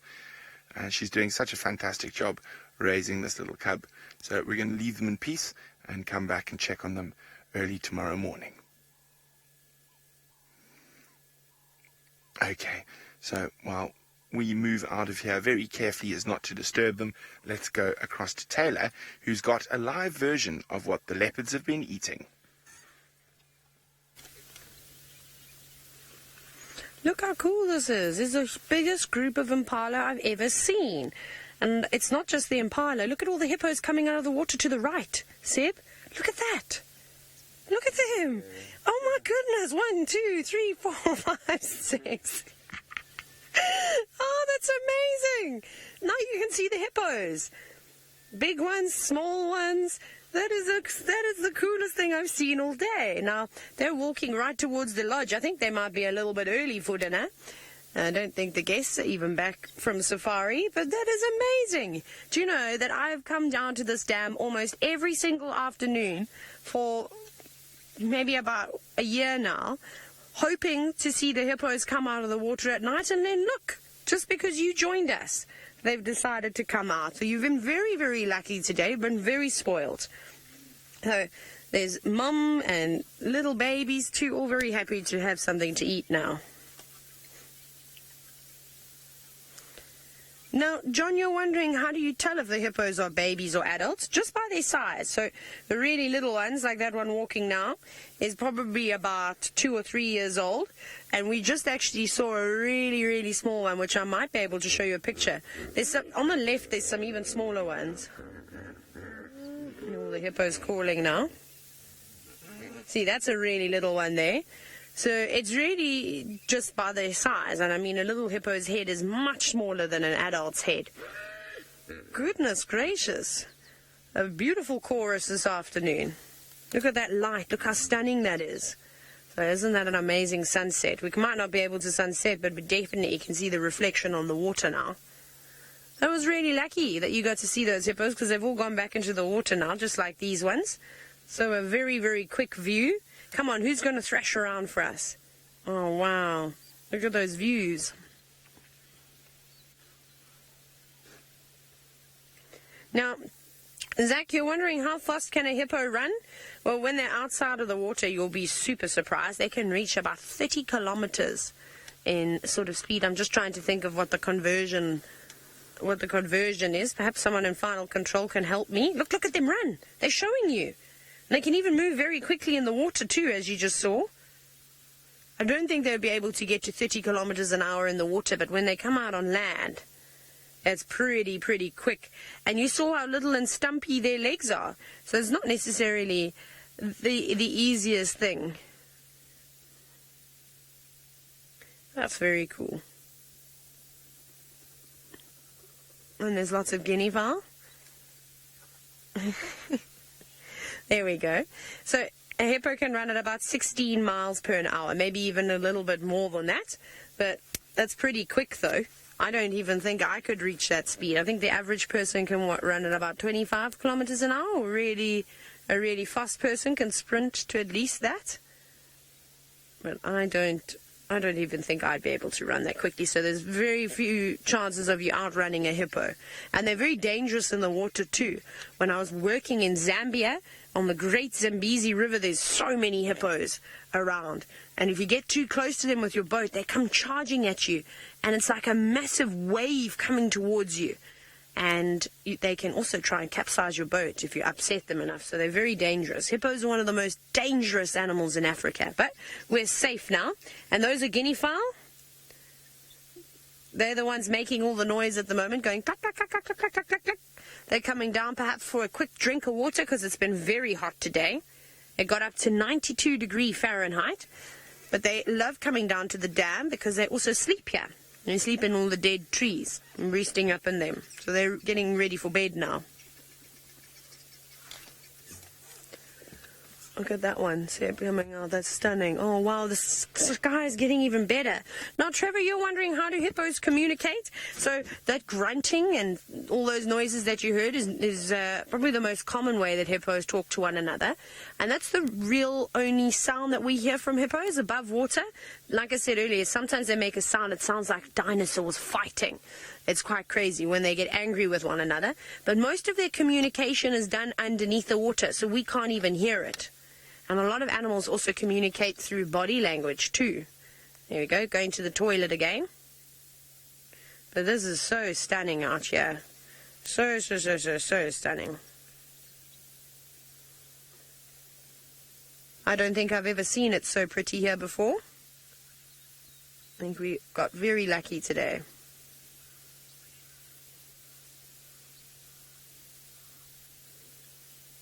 Enjoying the beautiful sounds. Amazing. So there's just one of the antennas that you can see. And that big tree in the distance, or the one on the left, sorry, that's the tree that the guinea fowl like to sleep in. And wouldn't it be nice if they decided to fly up top there? It would make for a beautiful silhouette. But they seem to be choosing a different spot today to sleep in. They don't want to sleep in that tree. Well, this has been beautiful, and I hope that you've enjoyed it, because the light is going to fade very quickly now. But what a nice sunset. Off we go back to Tristan to see what young Husana is doing next. Well, for now, he's just having a bit of a relax and a scratch of his chin. So he's trying to probably get rid of a little itch that he has. Maybe there was a tick that had caught him there. Now, off he goes. He's going to walk into the most brilliant sunset that we could possibly ask for. So he's just kind of meandering off into the bush, and you can see those orange colors that are there. Really absolutely beautiful. Now, I'm going to try and keep up with him because he's moving off into a thicket, and so I want to just make sure that he doesn't go too far. And the reason he's moving that way is because there is that buffalo has gone in that direction, and so I'm going to try and see if we can just get around so that we can see him that side. But how beautiful is the sunset this evening? It's just everything has kind of come together absolutely perfectly. So there's our leopard still inside there watching the buffalo, which is also walking around in this area. So we'll just stop here. Should be perfect to be able to see him. Now I've got my lights of my car on so that I can see where I'm driving. It will just be handy to follow him with that. Normally what we'll do is turn off our lights and use an infrared light, but it's going to be easier for me to drive like this. So, Mrs. Michael, no, leopards don't hunt in packs. Leopard is the only true solitary predator that we have in terms of the big predatory animals here. So if you think of wild dogs, hyenas, cheetah, lions, all of those will at some point form groupings together when hunting. Whereas with a leopard, it's a sole hunter. There has been one or two reported cases of a female bringing down something and the cubs coming in and trying to kill it as well, but it's been pretty much that they hunt on their own, and they spend most of their life on their own. The only time you'll find a leopard together is if they're mating or if they're a mother with cubs at the time. So it's never really a situation where they move around too much. But how cool is that you've got two of Africa's most iconic animals kind of facing off towards each other? So the buffalo kind of grazing and the leopard just following him around. It's an absolutely amazing thing to see, and you're being so spoiled because this is not something that you'll see very often at all. It's in fact very rare to watch a leopard following around buffalo like this. It's very strange, and particularly big buffalo bulls. Normally what you'll find with leopards is when they follow buffalo, it's herds of buffalo, but to follow a big buffalo bull like this is absolutely crazy. Look, you see when the buffalo lifted his head, how he drops his head? The leopard tries to get lower to make sure that it's hidden a little bit. So Rohan, the reason the leopard is rolling in the urine of the buffalo is to hide his scent. So a leopard has a scent and a smell, and so as he walks around, things like impalas and various other types of animals will be able to smell that leopard. So if it rolls around in the buffalo urine, then it smells like buffalo urine or buffalo dung, and it's not easy for the other animals to then smell, oh, there's a leopard here, and then they are far more alert. If they can't smell a leopard, then they're more relaxed and they'll feed, and they won't actually try and go after, well, try and run away from that area. So it's important for a leopard to do it because it just masks his scent a little bit, makes it easier for him to move around unnoticed. But what we're going to try and do is just sit tight for a little bit because our leopard is not moving too much, and look at the beautiful color in the sky as well. Wow, it is a perfect way to finish a day, that's for sure. We are being thoroughly spoiled.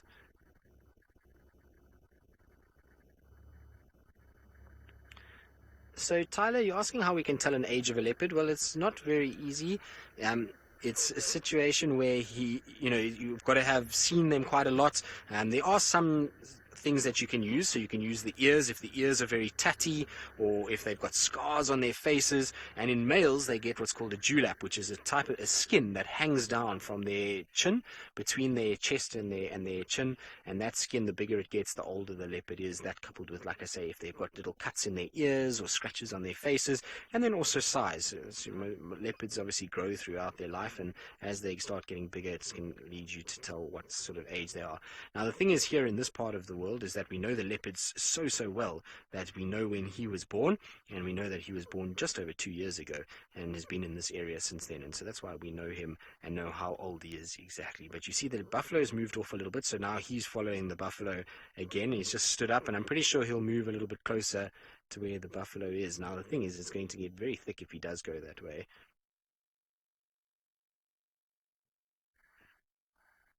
So Rohan, you're asking how many elk a leopard would eat in a day. Well, Rohan, we don't actually get any elk here in South Africa, so none is the answer to that. Here in South Africa, we don't have anything like that. We have what's called impala, which is what you saw with Taylor. And so in a day, probably not very many. So you'll have a situation if they catch something big like that female leopard that you saw with Brent. If it catches a big, fully grown male impala, that's 3-4 days worth of food, not just one day. So they don't eat an antelope per day.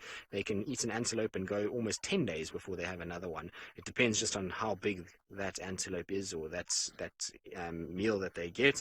And it's probably why he's following buffaloes, because one is he probably likes the taste, two is that he's killed a buffalo before and it was a lot of meat for him. So he had a young baby buffalo, which was 3 days of food, and so that's maybe why he's trying to kind of follow this buffalo along. But there he's walking off into the sunset. Now, I'm not sure how long we're going to be able to follow him in there because it gets very thick and very dense, but we're going to try our best to see if we can.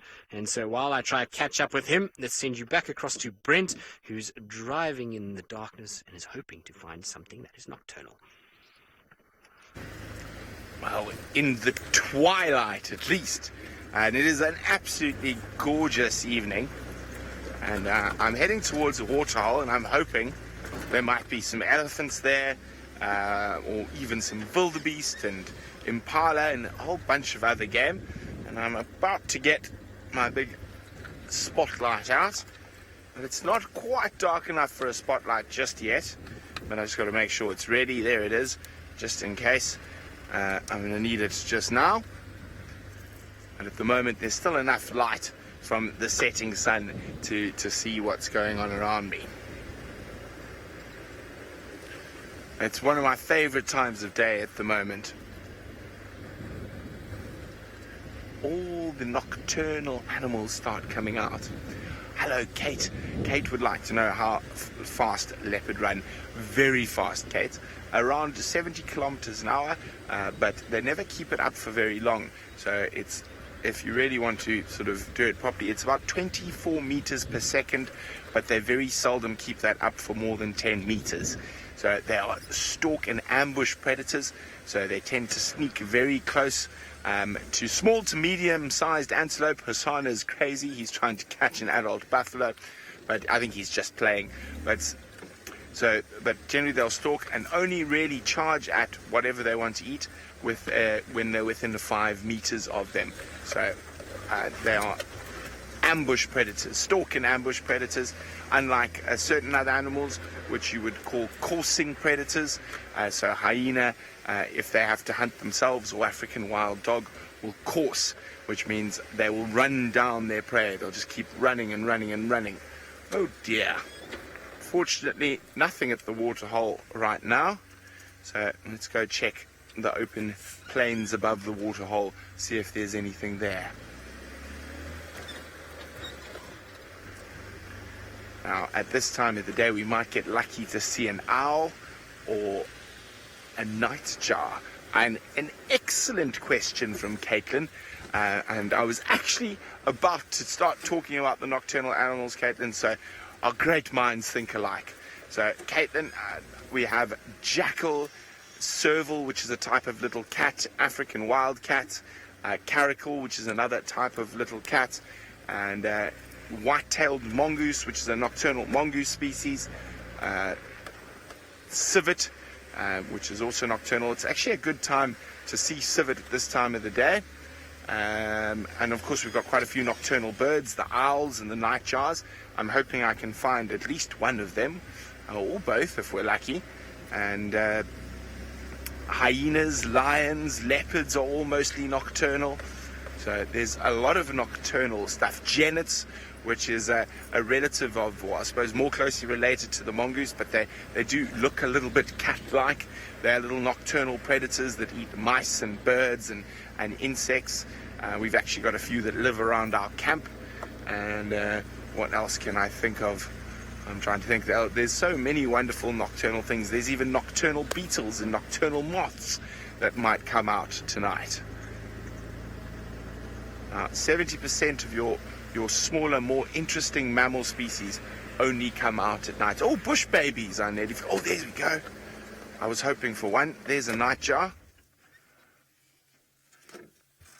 Aha. There we go. And that, whoa, off it flew. I didn't get a chance to see what nightjar that was properly. It might land again. Let's just wait. It looked like it could be a fiery neck nightjar. So nightjars are very cool. So they've got, you saw how big their eyes were, and so they've got these very big eyes, and also very big mouths that open very wide. But on the side of their mouths, they've got feathers that are almost like whiskers. And what happens when they come out and they grab a moth or a nocturnal insect that's flying around, and it goes a little bit to the left or to the right, those little sort of feather whiskers help them to catch it. Okay, let's see if we can find another one that we can have a slightly better look at. Oh, there's one just ahead. Let's just go very slowly and sneak up on it.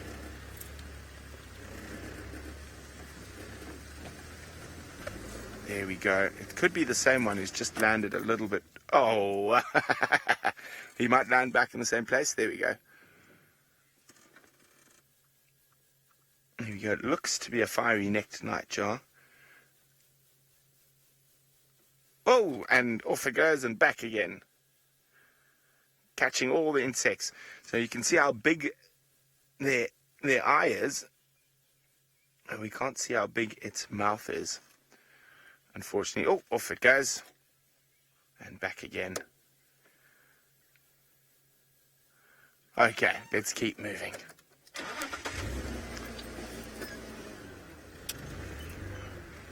Okay, well, we've got a big herd of impala and wildebeest right around us here. Now, they will tend to move up away from the thickets where the lions and leopards like to stay, and what they will do is be heading very slowly up to this open plain that I was coming to look at. And when they're on that open plain, the grass is short, and they are able to spot lions and leopards and hyenas and other nocturnal predators that might be coming after them. Hey guys, getting ready for bed. Ooh, let's go back to Tristan, who's got one of my favorite leopards in the whole world, Husana. It is your favorite leopard, Brent. Husana, I know, is one of Brent's absolute favorites, because Brent was the first person to ever see Husana and to ever find the den where Husana was being kept. But Husana is now gone into an area that I don't think we're going to be able to go. There we go. We can get one last view of him, I think, before he disappears. He's gone down a very steep drainage bank, and he's going into a thicket that we're just not going to be able to follow him, unfortunately. So he's kind of heading there. You can see he's kind of lost him behind the bushes. So that was still absolutely amazing. At least we had luck and we managed to find him, and we had to see the buffalo as well. Very, very, very cool thing to see. Now, hopefully this leopard will carry on moving around tonight and maybe find some food. It looks like he's now interested in maybe hunting. The way that he's walking around, he's smelling, it sounds like he's just chased something down here.